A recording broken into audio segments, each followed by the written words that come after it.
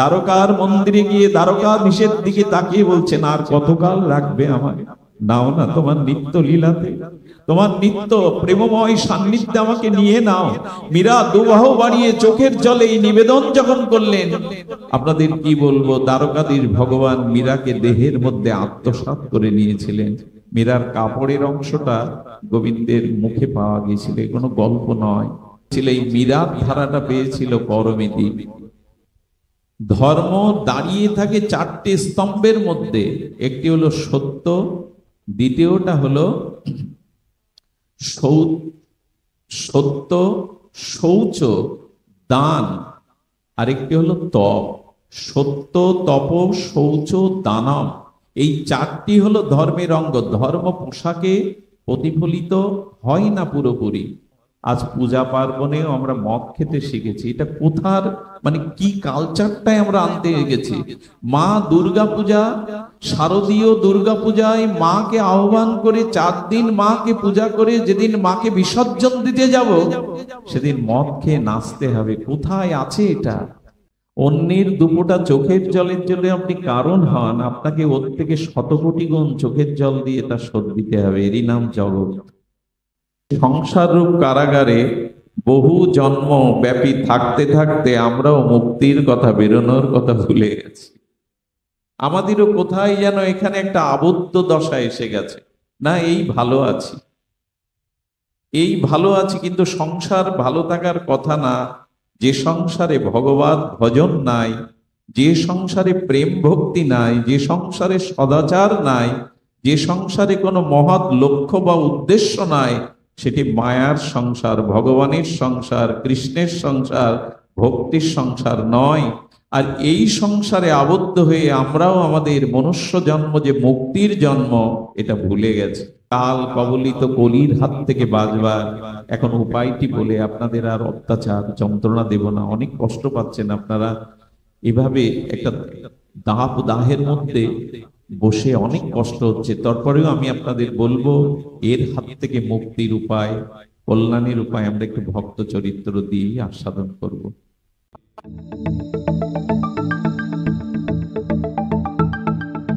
আপনারা দেখছেন সনাতন মিডিয়া 1 ইউটিউব চ্যানেল। কলিযুগ পাবন অবতার পরম প্রেমময় প্রেম পরতত্ত্ব সীমা রাস বিলাসী চরম পরিণতি প্রেম বিবর্ত বিলাস শ্রীমূর্তি পরম করুণা করুণালয় শচীনন্দন সৃষ্টির গৌর সুন্দর নিতাই সুন্দরীর অপর অনুকম্পায় ব্রজ নবযুবদন্দ রাধা মাধবের অহিত কি করুণায়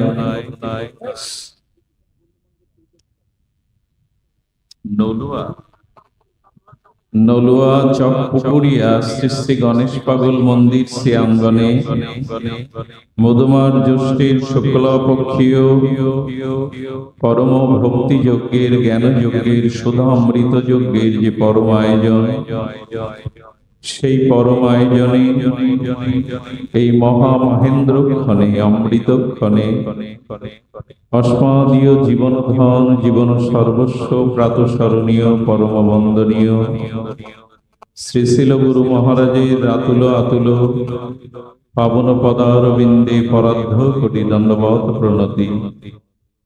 সমাগত সংকীর্তন আচার্য বৃন্দ, ভগবত আচার্য বৃন্দ, শ্রীমান মহাপ্রভুর প্রিয় অনুরাগী শুদ্ধ ভক্তজন মহতজন, শ্রদ্ধাশীলা ধর্মশীলা কল্যাণীয়া মাতৃগণ, দৃশ্য অদৃশ্য সকল ভক্তচরণে সশ্রদ্ধ দণ্ডবত প্রণতি।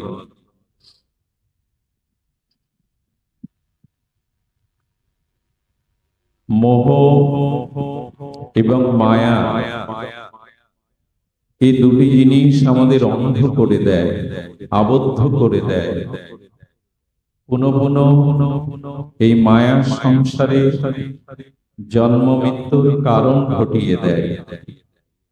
একটি হলো মোহ, একটি হলো মায়া। যে অন্ধ ধৃতরাষ্ট্রের 100 পুত্র যে পাণ্ডবদের হাতে বধ হলো, শত পুত্র হারিয়ে শত পুত্রবধূর বৈধব্য বেশ দেখে যার বুকে আগুন জ্বলবার কথা, সেই ধৃতরাষ্ট্র গান্ধারী পাণ্ডবদের অন্নে আর বেঁচে আছে।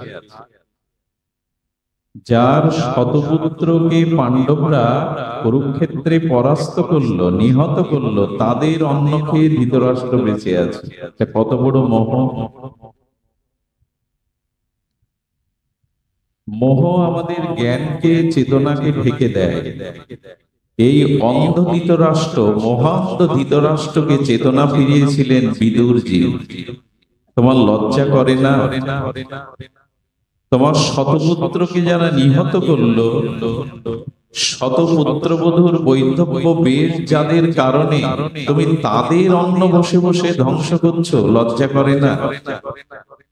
একথা বলছেন বিদুর ধৃতরাষ্ট্রকে। তোমার উচিত এই মোহ অন্ধে পড়ে না থাকা। আমাদের জীবনেও যে মোহ মায়া, এই বন্ধন মুক্ত করার জন্য বিদুরজির মতো মহৎ সাধুর প্রয়োজন। সাধু সন্ত ব্যতীত, তাদের পারমার্থিক আত্মচেতনা ব্যতীত আমরা মোহ দূর করতে পারি না, আমাদের মায়াও দূর হয় না। যেমন সূর্য উদয় না হলে অন্ধকার দূরীভূত হয় না, তেমনি আমাদের জীবনে যতদিন ভগবানের প্রিয় কোন শুদ্ধ ভক্ত মহতের সঙ্গ না হচ্ছে, তার উপদেশামৃত, তার সঙ্গামৃত প্রাপ্ত না হচ্ছে, ততদিন আমাদের মোহ মায়া ক্ষয় হবে না।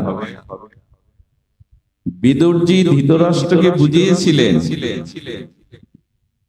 যে আপনি এই মুহূর্ত এই সংসার মোহ অন্ধকূপ ত্যাগ করুন, এই ইউকো দিও না।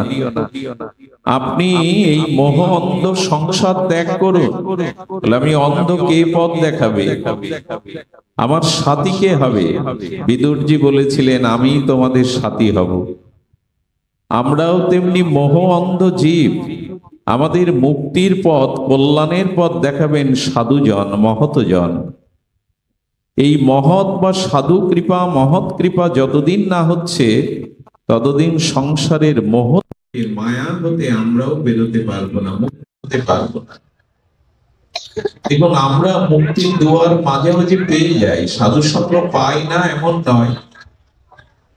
একটি পাখিকে বহুদিন ধরে, বহু বছর ধরে যদি পিঞ্জরায় আবদ্ধ করে রাখে, তো বহুদিন আবদ্ধ খাঁচায় বদ্ধ পাখিটিকে আপনি মুক্তি দেওয়ার জন্য সেই পিঞ্জর বা খাঁচার দুয়ার খুলে দিলেন। দুয়ার খোলা পেয়ে উন্মুক্ত আকাশে পাখিটা ওড়ে না, প্রায়শ ওড়ে না। কেন জানেন? ওই খাঁচায় বদ্ধ থাকতে থাকতে নীল নীলিমায় ডানা মেলে ওড়ার আনন্দটাই ও ভুলে গেছে। বদ্ধতাই যে পাখির আনন্দ না, মুক্ত বিহঙ্গ দুই ডানা মেলে যে নীল আকাশে বনাঞ্চলে উড়ে বেড়ানোই যে ওর আনন্দ, এটাও ভুলে গেছে, স্মৃতি থেকে বাদ পড়ে গেছে।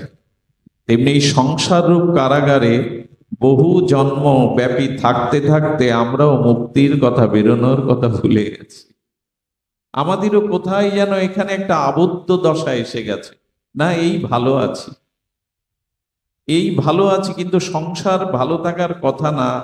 যে সংসারে ভগবত ভজন নাই, যে সংসারে প্রেম ভক্তি নাই, যে সংসারে সদাচার নাই, যে সংসারে কোনো মহৎ লক্ষ্য বা উদ্দেশ্য নাই, সেটি মায়ার সংসার, ভগবানের সংসার, কৃষ্ণের সংসার, ভক্তির সংসার নয়।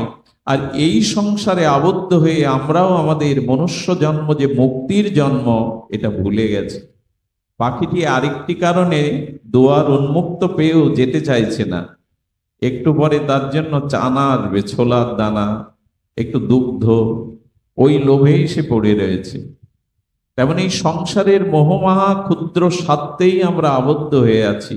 এমন সাধু সঙ্গ, এমন মহৎ কৃপা, এমন হরিনাম তত্ত্ব পেয়েও এই মনুষ্য জন্ম থেকে আমরা মুক্তির চেষ্টা করি না।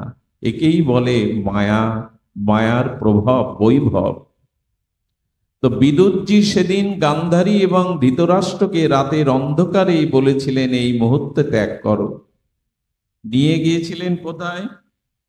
হরিদ্দাসের পাশে ব্রহ্মকুণ্ডে গিয়ে সেখানে তপস্যারত ধৃতরাষ্ট্র এবং গান্ধারী তারা নিজেকে সাধনার দ্বারা, তপস্যার দ্বারা হোমাগ্নিতে আত্মবিসর্জন দিয়েছিলেন। আমার বলবার অভিপ্রায় হলো এই, বিদুরজির মতো কোনো মহতের কৃপা যেদিন আপনার আমার সৌভাগ্যে আর প্রাপ্ত হবে, সেদিন আমরাও এই সংসার বন্ধন হতে মুক্ত হব। আমাদের দুর্দশাটা কেমন জানেন? আমাদের দুর্দশা হলো, এক ব্যক্তি জঙ্গলে পথ হারিয়ে বাঘের তাড়া খেয়েছে। দুর্গম শপথ সংকুল সেই জঙ্গলের গভীরে ব্যাঘ্রের হুঙ্কার শুনে দৌড়াচ্ছে। দৌড়াতে দৌড়াতে বনে দেখবেন, বনাঞ্চলে কোথায় খাদ আছে, কোথায় গভীর খাদ, এগুলি বোঝা যায় না। তো দৌড়াতে দৌড়াতে এমন একটা খাদে পড়েছে, সেই খাদের মাঝখানে রাস্তার দুই পাশের বৃক্ষ দ্বারা লতাপাতা একটা জাল সৃষ্টি হয়েছে। উনি পড়বে না সেই জালে, আচ্ছা ছুটতে ছুটতে পড়লে কোনো গর্ত বা খাদে মাথাটা নিচের দিকে চলে গেছে, জালে আটকে মাথাটা নিচের দিকে, পাটা উপরের দিকে। ওর ওর যখন চেতনা আসলো যে আমি পড়ে গেছি কোনো গর্তে এবং পাটা ঊর্ধ্ব দিকে, মাথাটা নিম্ন দিকে, একটু সচেতন হয়ে তাকিয়ে দেখছে গর্তের নিচে বড় একটা অজগর সব গ্রাসের জন্য প্রস্তুত। কিছু পরে লক্ষ্য করছে, আমি যদি ওপরে উঠি তো এতক্ষণ বাঘটা তাড়াতে তাড়াতে ওইখানেই বাঘটা অপেক্ষা করছে আমাকে শিকার করবার জন্য। এই অবস্থার মধ্যে পতিত হয়ে সে কি করছে জানেন? দেখছে যে লতাটা এই খাদের দুই পাশে দুটো বৃক্ষের দ্বারা লতাটা অবলম্বন করে আছে, সেই বৃক্ষ দুটি আর কতক্ষণ থাকবে জানা নেই, কারণ একটা কালো ইঁদুর আর একটা সাদা ইঁদুর দুই বৃক্ষের শিকড়গুলো কেটে দিচ্ছে। কটা শিকড় বৃক্ষের বাকি আছে জানা নেই, শিকড়গুলো কাটা হলেই তো গাছ সহ লতা সহ ওই অজগরের মুখে পড়তে হবে।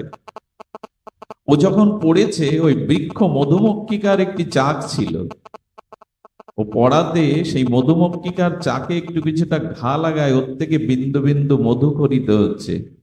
এই যা দশা, সেই মধুটা ওর গায়ে পড়ছে বিন্দু বিন্দু, আর ও তখন তা চেটে খাচ্ছে। ব্যাসদেব বললেন, এই অবস্থায় কারো মধু খাওয়ার স্বাদ হয়? নিচে যার বৃত্তময় সর্প, উপরে যার ব্যাঘ্র, যে লতাতে সে অবলম্বন করে ঝুলে আছে, সেই অবলম্বিত লতার যে বৃক্ষ অবলম্বন করেছে, বৃক্ষের শিকড় কেটে দিচ্ছে কালো ইঁদুর, সাদা ইঁদুর। মৃত্যু যার উপরে নিচে সর্বাবস্থায়, তখনও তার মধু খাওয়ার লোক গেল না। এই দৃশ্য ব্যাসদেব লিখেছেন আমার মতো মাদিস মায়াবদ্ধ সংসারের মোহগ্রস্ত জীবের জন্য। আমরা এই দৌড়াচ্ছি, এই সংসারে কামনা বাসনা ভোগ পুরাণে বৃত্তি প্রবৃত্তিতে দৌড়াতে দৌড়াতে মায়ের গর্ভে গিয়ে পড়লাম। পুনরায় মায়ের গর্ভে প্রবেশ করাই হলো সকল দুঃখ, সকল কর্মফলের কারণ। পুনর্জন্ম দুঃখালয়াম, পুনর্জন্মটা দুঃখেরই কারণ, কারণ না জন্মালে প্রারব্ধ ভোগ করতে হতো না। তো মাতৃগর্ভে গেলে, যখন মাতৃগর্ভ থেকে দেখলাম যে জগতে মৃত্যুরূপ কালসর্প অপেক্ষা করছে, আর এই বাঘটাই হলো সময়। সময় আমাদের গ্রাস করছে, কিন্তু জীবনের প্রতিটি ক্ষণ, প্রতিটি পল, প্রতিটি মুহূর্ত কাল আমাদের গ্রাস করছে। কালের হাত থেকে আমাদের কারো রেহাই নেই। বাঘরূপ সময় বা কাল আমাদের গ্রাস করছে। মৃত্যু সর্বদা অপেক্ষা করছে আমাকে গ্রাস করবার জন্য, কবলিত করবার জন্য। আর এই যে দুটি বৃক্ষ যাকে অবলম্বন করে এই জালটা রচনা হয়েছে, লতার জাল, এই বৃক্ষ দুটি আমাদের আয়ু বৃক্ষ। এই বৃক্ষর নিচে কালো ইঁদুরটি হলো দিন, সাদা ইঁদুরটি হলো রাত্রি, রাত্রির রং কালো। এই দুটো ইঁদুর প্রতিটি দিন, দিন রাত্রি আমাদের আয়ু শিকড় কেটে দিচ্ছে।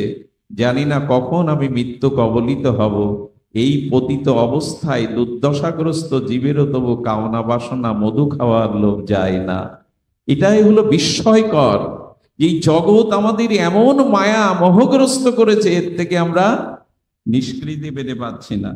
তাই হিমালয়ের ধারে হরিদ্বারে স্রোতসেনী সদ্যপাতক নাশিনী গঙ্গার তীরে বসে ধৃতরাষ্ট্রের জীবনের অন্তিম সময়টায় ভগবানের ভজনের দ্বারা নিজেকে পুষ্পাঞ্জলি আত্মবিসর্জন দিয়েছিলেন ভজনে। আমাদের কি সময় হয়নি? আমরা কি এর থেকে বেরোবার মতো আমাদের মন চেতনা তৈরি হয়নি? তৈরি হতে হবে। এই জন্য ভাগবত।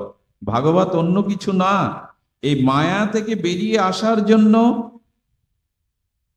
আমাদের এই মহৎ সঙ্গ, এই মহৎ হরিকথা প্রসঙ্গ একটি, এই মোহ মায়া আবৃত থেকে আমাদেরকে মুক্ত করা। সুধীমণ্ডলী, সংসারে অতিরিক্ত কারো প্রতি মমতা আসক্তি রাখবেন না। কথাটা নোট করে নিন হৃদয়ে। সংসারে অতিরিক্ত কারো প্রতি মমতা বা আসক্তি রাখবেন না, এখানেই ফেসে যাবেন। ওই যে জালটা আপনাকে বারবার এখানে আনাবে। মমতা কর্তব্য রাখুন, সংসারে সকলের প্রতি কর্তব্য রাখুন, কিন্তু অতিরিক্ত আসক্তি অতিরিক্ত মমতা আমাদের বন্ধনের কারণ হয়ে দাঁড়ায়।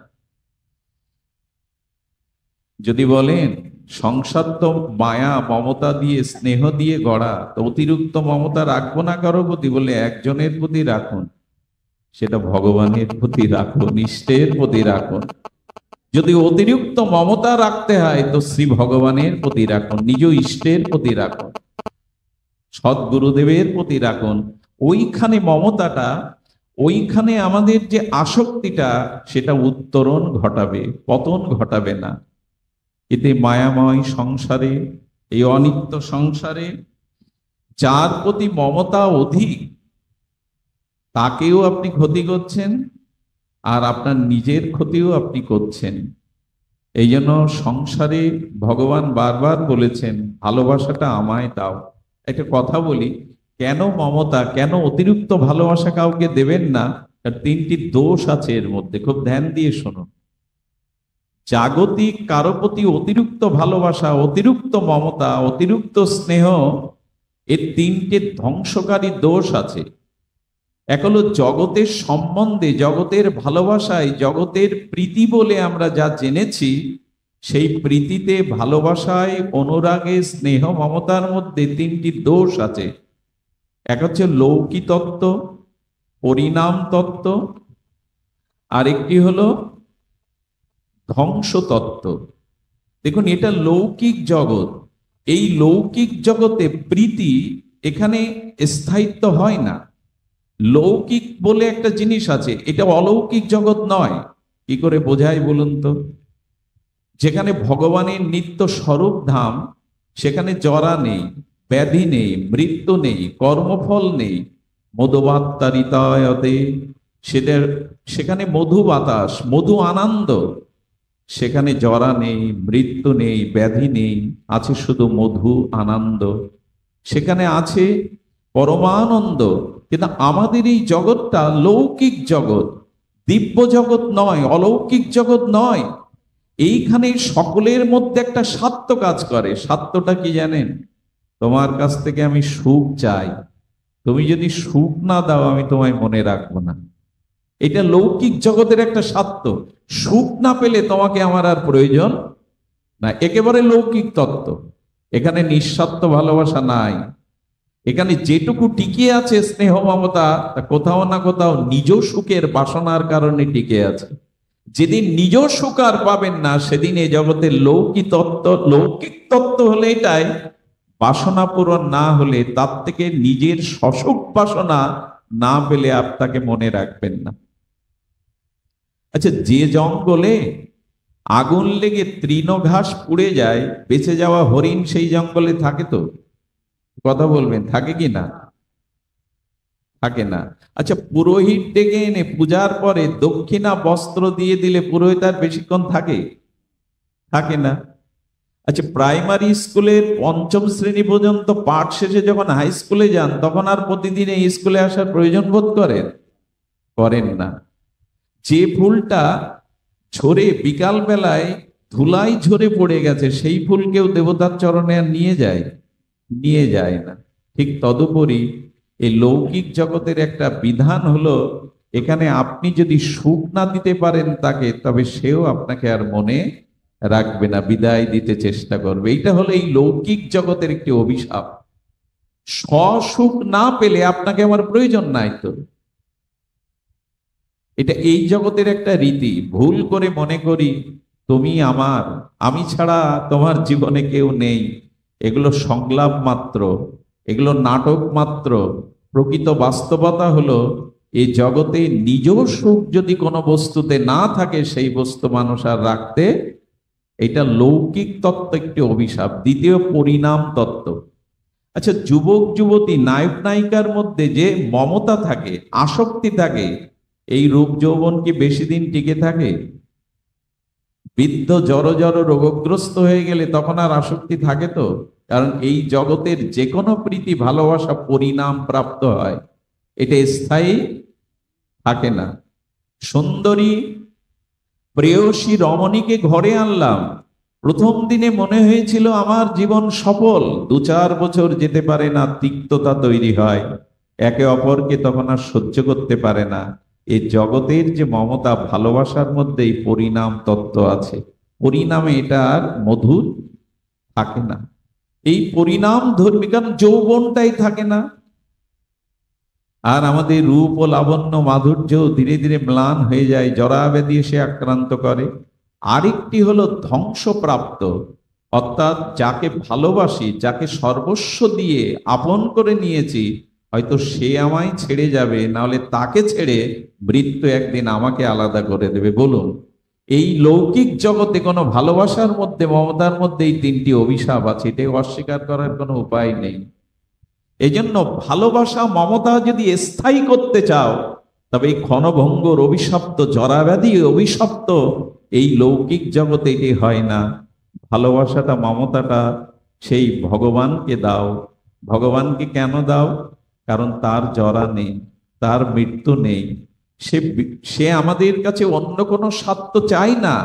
এই জন্য ভালোবাসা স্থায়িত্ব পায় রস ও আনন্দময় রসিক শেখর শ্রী ভগবানের প্রতি মমতা দিতে। এই জন্য আপনাদের কাছে বিশেষ অনুরোধ করব, সংসারে কর্তব্য করুন, দায়িত্ব পালন করুন। চাকরি করতে হয়, ব্যবসা করতে হয়, কর্ম করতে হয়, টাকা রোজগার করতে হয়, ছেলে মেয়ে মানুষ করতে হবে, বউ ছেলে মেয়ের প্রতি দায়িত্ব করতে হবে, এইটুকু করুন। কিন্তু অতিরিক্ত আসক্তি জগতে কারো প্রতি দিতে গেলে ওই জাল আপনাকে আটকে দেবে। মমতা যদি, আসক্তি যদি দিতে হয়, তো চির সুন্দরের দিকে দিন, যার ধ্বংস নাই, যার ক্ষয়ও নাই, যার নিত্য নবয়নমান, তাকে দিন। ভুলটা হয়ে গেছে এখানে, ভালোবাসাটা কোথায় দিতে হয় এটাই এখনো শিখতে পারিনি। হৃদয়ের যে অনুরাগ আছে, প্রীতি আছে, এটা যে কোথায় দিতে হয় এটা আজও আমার মতো মানিক সজীব জানিনি। তাই বিদুরের মতো ভক্তের এই কারণে প্রয়োজন যে, একটা জিনিস বলি আপনাদের। আচ্ছা, 8ম ক্লাসের ছাত্রছাত্রীরা, 8ম শ্রেণী না, মানে 8টা করে ক্লাস হয় তো, যখন 8 ক্লাসের পড়াশোনা মাস্টার দিতে থাকে, তখন ছাত্রদের কি দশা হয়? ঘন্টার দিকে নজর যায় কিনা? শেষ ক্লাস তো, ঘন্টার দিকে নজর থাকে, জলের বোতল, ব্যাগ, গ্রন্থগুলো গোছাতে থাকে কিনা? থাকে কিনা? ঘন্টাটা ধ্বনি পড়ার অপেক্ষা, তারপরে মুক্তির আনন্দে ক্লাসরুম থেকে দৌড়। আমার মনে হয়, বসো বসো, আমার মনে হয় যখন 50 পেরিয়ে যাবে আপনার, আমাদের যাদের গেছে, আমার মনে হয় ঘন্টার দিকে দৃষ্টি দিয়ে গোছানোই ভালো। মৃত্যুর তো একটা ঘন্টা আসছে, 55 বা 50 হয়ে গেল মানে আমাদের বৈদিক শাস্ত্র বলেছিলেন বানপ্রস্থের কথা, এবার গুছিয়ে নাও, ধীরে ধীরে এখান থেকে যাওয়ার প্রস্তুতি নাও। সেই প্রস্তুতিটা হলো আর আসক্তি জাগিও না। কিছু মনে নেবেন না, এখন বৃদ্ধ বিদ্যাদের জড় জড় অবস্থা। যত বৃদ্ধ হয়, যত বয়স হয়, তত সংসারে আরো বেশি আসক্তি হয়। কে এলো, কে গেল, কে কি বাজার থেকে আনলো, এই দেখার খুব প্রয়োজন এখন। আমাকে এক শাশুড়ি বলছেন, আর পারি না, বৌমার অত্যাচারে তার এই নিদারুণ নিষ্ঠুরতায়, বাবা আমি আর পাচ্ছি না, কোনো মন্ত্র বলতে পারো, উপায় বলতে পারো? বললাম, বুড়িমা যদি শান্তি চাও তো সংসার তো আর ত্যাগ করলে না, তবে চোখ বন্ধ করো। এই যে বৌমা কি খেলো, কে কাকে দিল, কে ঘরে আসলো, ছেলে বৌমার হাতে কি দিল, এটা দেখা বন্ধ করো, তাহলে শান্তি পাবে। যত বৃদ্ধ হই আমরা, তত বেশি সংসারের প্রতি আরো আমাদের মোহ জন্মায়। কেন? তোমার সময় এসেছে। আরে পাশের বাড়ি যেতে গেলেও মানুষ প্রস্তুতি নেয়। এক দেশ থেকে দেশান্তরে যেতে গেলে পাসপোর্ট, ভিসা, কত কি প্রস্তুতি। তোমার ডাক আসতে তুমি প্রস্তুতি নেবে না? আমরা আঁকড়ে ধরতে চাই। আমি দেখেছি অনেক মুমূর্ষু মৃতপ্রায় মানুষের পাশে গিয়ে দেখেছি, বড় খোকা তুই কোথায়, মেজ খোকা তুই কোথায়, হ্যাঁ, স্ত্রীকে বলে ওগো তুমি কোথায়, তোমাকে দেখছি না কেন। আর এই বলতে বলতে বিছানা বালিশ আঁকড়ে ধরে মরল। কারণ আঁকড়ে ধরার অভ্যাস সারা জীবন করেছে। ওই সময় যদি কাউকে না দেখে, তার ইষ্ট গোবিন্দকে দেখে বিছানা বালিশ আঁকড়ে না ধরে হাতটা উপরে তুলতো, হে গোবিন্দ নাও, হে প্রভু নাও, এই অভ্যাস তো সে করেনি।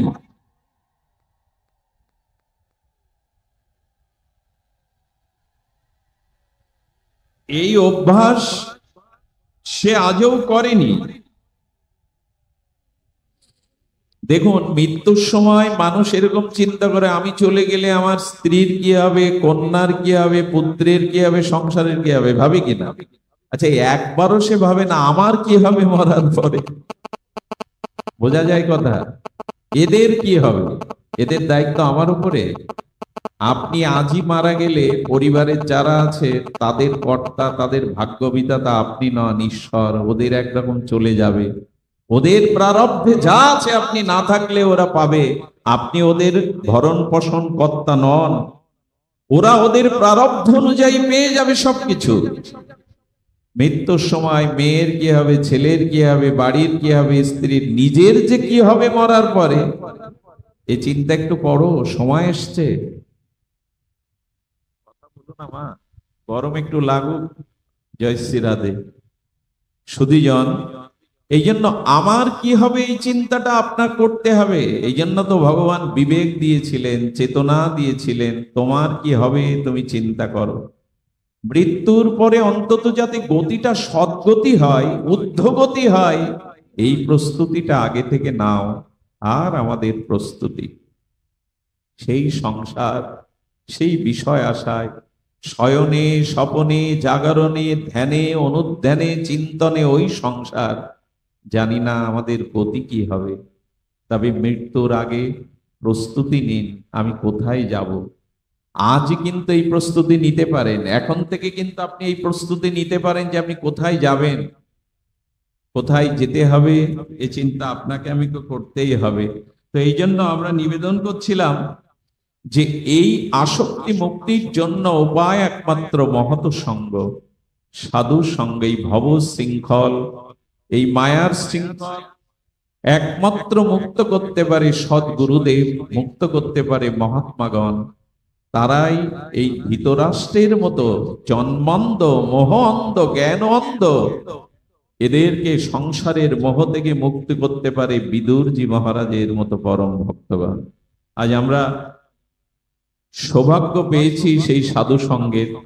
আমার বলবার মতো ভাষা তত্ত্ব কিছুই নাই। আপনাদের উপস্থিতি দেখে মনে হচ্ছে হরি কথাকে আপনারা কত ভালোবাসেন, হরি কথা আপনাদের কত আসক্তি। পৃথিবীর সব থেকে কঠিনতম তপস্যা এখন আপনারা করছেন। আমার তো মনে হয় আপনাদের জায়গায় আমায় বসিয়ে দিলে আমার এই ধৈর্য নেই, আমি বসতে পারতাম। পৃথিবীর সব থেকে কঠিন তপস্যা কি জানেন? এই তীব্র তাপদাহ গরমে মাটিতে বসে একজনের কথা নীরবে 2 ঘন্টা শুনতে হবে, এর থেকে কঠিন কাজ পৃথিবীতে দ্বিতীয় নাই। আপনি ভাগবত ছাড়া অন্যখানে এক নাগাড়ে 1-1.5 ঘন্টা 2 ঘন্টা কারো কথা নীরব থেকে আপনি শুনতে পারবেন না। সে রাজা মহারাজ হোক, তার সামনে আপনি 2 ঘন্টা কথা না বলে, উত্তর না দিয়ে থাকতে পারবেন না। এখানে চা নাই আপনাদের জন্য, সম্ভাষণ নাই, শীতল বাতাস নাই, মাটির উপরে বসেছেন, দাঁড়িয়েও বা আপনাদের দুটি পায়ে ভর করে শারীরিক কত কষ্টের মধ্যে দাঁড়িয়ে নীরবে আছেন। পৃথিবীতে এর থেকে বড় তপস্যা নেই যে একজন কথা বলবে আর একজন নীরবে বসে বসে তা শুনবে। এই তপস্যারই প্রয়োজন, এটাই প্রস্তুতি, এটাই আমাদের দিব্য চেতন পথের আলোর পথের প্রস্তুতি। এটা এভাবেই সাধু সঙ্গের দ্বারা, মহৎ অনুগ্রহের দ্বারা, শাস্ত্রের মর্মাত্ম অনুভূতির দ্বারা আসুন আমরা পথ রচনা করি। আমাদের পথ এভাবে রচনা করতেই হবে, দ্বিতীয় কোনো পথ খোলা নেই। আপনাদের মনে পড়ে পরীক্ষিত মহারাজ যেদিন অভিশপ্ত হলেন আর সমীক ঋষির আশ্রমে, কারণ কি? পরীক্ষিত মহারাজের মতো পাণ্ডবদের উত্তরসূরি চক্রবর্তী সম্রাট, এত বড় বৈষ্ণবজন, তার এ জাতীয় মনোভাব কেন এলো? আমি আপনাদের ছোট করে একটু বলি। যেদিন সর্পের মালা সমীক ঋষির গলে পরিয়ে দিলেন রাজা অভিমানে যে আমি রাজা, আর রাজা প্রজার কাছে ঈশ্বর স্বরূপ, বিভূতি স্বরূপ, আমি তোমার কাছে পানীয় জল প্রার্থনা করছি তৃষ্ণা, তুমি কপট ধ্যানে বসে আছো, তুমি কপট হয়ে বসে আছো, আমার কথা শুনছো না। উনি তো ধ্যানে নিমগ্ন। একটা কথা বলি, জগতের তৃষ্ণার কথা মানুষ ভুলে যায় যদি ভগবত প্রেমামৃত তৃষ্ণা তার হৃদয়ে প্রাপ্ত হতে থাকে। ভগবত তৃষ্ণা যত গাঢ় হবে, জগতের তৃষ্ণা তত কমবে। তো জগতের কথায় ধ্যান থাকবে কোথায় মনির? তিনি তো হারিয়ে গেছেন অন্তর জগতে, মনোজগতে, তার ইষ্ট চরণে নিজেকে সমর্পিত করেছেন। রাজা যখন মৃত সর্পটা দিয়ে পরীক্ষা, এই সর্পটা দিল, যে গলে সর্প দিলে তার বাহ্যিক চেতনা ফেরে কিনা, কপট কিনা, সে কপটতা করছে কিনা। একটা কথা বলি, কাউকে অপমান করা মানে অপমানটা নিজের ডেকে নেওয়া। আপনি যখনই কোনো মহৎকে, শ্রেষ্ঠকে অপমান করলেন, জানবেন অপমানটা আপনি নিজেই নিয়ে নিলেন। উনি মরা সাপ ওনার গলে দিয়ে দিলেন, আর অভিশাপটা হলো কি, জ্যান্ত সাপ তোমাকে মারবে। অন্যকে অপমান করতে চাইবেন না, অপমানটা আপনার জন্য প্রস্তুত নিয়ে বসে থাকবে। এই কথাগুলি আমরা ভুলতে বসেছি। অন্যকে ছোট করে, অন্যকে পেছনে টেনে ধরে এগিয়ে যাওয়াই এখন প্রগতি, এখন সভ্যতা। কিন্তু না, অন্যের দুপোটা চোখের জলের জন্য আপনি কারণ হন, আপনাকে ওর থেকে শতকোটি গুণ চোখের জল দিয়ে তা শোধ দিতে হবে। এরই নাম জগৎ। কাউকে কাঁদাবেন না, নিরপরাধ কাউকে কাঁদালে কিন্তু কোটি জন্ম আপনাকে। আমার একটা কথা খুব মনে পড়ে, কাঁদানোর কথাটা। যেদিন পরতত্ত্ব অখণ্ড অদ্বয় ভগবান শ্রীকৃষ্ণ কংস নিধন করে দেবকী বসুদেবকে কারাগারে শৃঙ্খল মুক্ত করতে গিয়েছিলেন, সেদিন দেবকী কৃষ্ণের কাছে একটা প্রশ্ন করে বসেছিল, তুমি ভগবান আমি জানি, তুমি চতুর্ভুজ নারায়ণ রূপে, দীপ্ত জ্যোতিপুঞ্জ রূপে আবির্ভূত হয়েছিল এই কারাগারে, আমি জানি, এটা একটা উত্তর দাও তো। উত্তর না দিয়ে আমি তোমার প্রণাম নেব না। প্রশ্নটা হলো, তোমার মতো ভগবানকে আমি গর্ভে ধারণ করেছি, কিন্তু তোমার মতো ভগবানকে পুত্ররূপে পেয়েও কেন তোমার মুখে মা ডাক শুনতে পাইনি? আমার বুকের স্তনের দুগ্ধ খলিত হয়ে পড়ে গেছে, বুকের বসন ভিজে গেছে, তোমার মুখে দিতে পারিনি। বলতে পারো কোন অপরাধ? ভগবানকেও পেয়ে যার মুখে মা ডাক, বাৎসল্য প্রেম পাইনি আমি, আমার বুকের দুগ্ধ ঝরে গেছে কারাগারে, বসন ভিজে গেছে, তোমার বদনে তুলে দিতে পারিনি। এই প্রশ্নের উত্তর আগে দাও কৃষ্ণ। ভগবান তখন বলছেন, মা আমার দিকে পুনরায় তাকিয়ে দেখ। যেই দেবকী তাকালেন, দেখলেন ওখানে পরতত্ত্ব ভগবান শ্রীকৃষ্ণ নয়, রাম মূর্তি, ধনুর্ধারী। মনে পড়ে মা, ত্রেতা যুগে যখন কৈকেয়ী রূপে তুমি আমাকে বনবাসে পাঠাও, কৌশল্যা তোমার চরণে পড়ে বহু অনুনয় করেছিল চোখের জলে, কৈকেয়ী রে, আমি তোর দাসী হয়ে থাকবো, কিন্তু রামের মা বলা ডাক হতে তুই আমায় বঞ্চিত করিস না। সেদিন কৌশল্যার চোখের জল, মাতৃত্বের ব্যথা তোমার হৃদয়কে বিগলিত করেনি। মনে পড়ে মা, কৌশল্যাকে কাঁদিয়েছিলে, এই জন্য এই জন্মে তোমাকে কাঁদতে হচ্ছে। অন্যের চোখের জলের কারণ হবেন না, এটা বহুগুণ ফিরে আসবে। এই জন্য উনি মৃত সাপ তুলে দিলেন শ্রমিক ঋষির গলে, অভিশাপ এলো ওনাকে জ্যান্ত সাপ এসে, তক্ষক এসে অপমানটা তুলে রাখা হয়। আর সব থেকে বড় কথা, কোনো মহৎকে, শ্রেষ্ঠকে কখনো অবজ্ঞা করবেন না। এখন এই কথা বলার আর স্থান কোথায়? সবখানেই এটা ঘটছে। পরিবারে বৃদ্ধ পিতামাতাকে কে মান্যতা দেয়? সমাজের শিক্ষককে, শ্রেষ্ঠজনকে, মহৎজনকে আজকে কারা মানতে চায়? যাদের ত্যাগ আছে, তিতিক্ষা আছে, যাতে এই সমাজ চেতনা, যাদের পরিশ্রম আছে, আমরা সেই মহৎকে এখন মানতে চাই না। আর এটাই হয়েছে অভিশাপের, ধ্বংসের মূল কারণ। কোন মহৎকে জগতে আর কিছু করুন, অনেক পাপ না, পাপ স্খলন হয়ে যায় হরিনামের দ্বারা, ভগবত ভজনের দ্বারা পাপ দূর হতে খুব বিলম্ব হয় না। কিন্তু মহৎকে যদি অবজ্ঞা করেন, এটার ভার কিন্তু আপনি বইতে পারবেন না। আপনার আয়ু নষ্ট হবে, স্ত্রী নষ্ট হবে, ইহকাল পরকালের মঙ্গল নষ্ট হবে, ধর্ম নষ্ট হবে, যদি কোনো মহৎকে আপনি অবজ্ঞা করেন। আমার আশ্চর্য হতে হয়, বাবা মা 10-20টা টাকা চাইলে অনেক সন্তান দিতে চায় না, অথচ সাধু দেখলে, মন্দিরে গেলে 100 টাকা প্রণামী দেয়। এর মানে আমি বুঝলাম না। পিতা মাতা, জন্মদাতা, তাদের হাতে কিছু দাও। কিন্তু আমরা মন্দিরকে ভালোবেসে, ভগবানকে ভালোবেসে ওখানে টাকা দিয়ে আসি। তার কারণ হয়তো কোনো ইচ্ছা পূরণের ইচ্ছা আছে। ভগবানকে কি 100 টাকা দিয়ে সন্তুষ্ট করা যায়? কিন্তু পিতার হাতে 100টা টাকা দিলে না, সে তার প্রয়োজনীয় কিছু প্রয়োজনের জন্য তৃপ্তি পেত, আত্মতৃপ্তি পেত।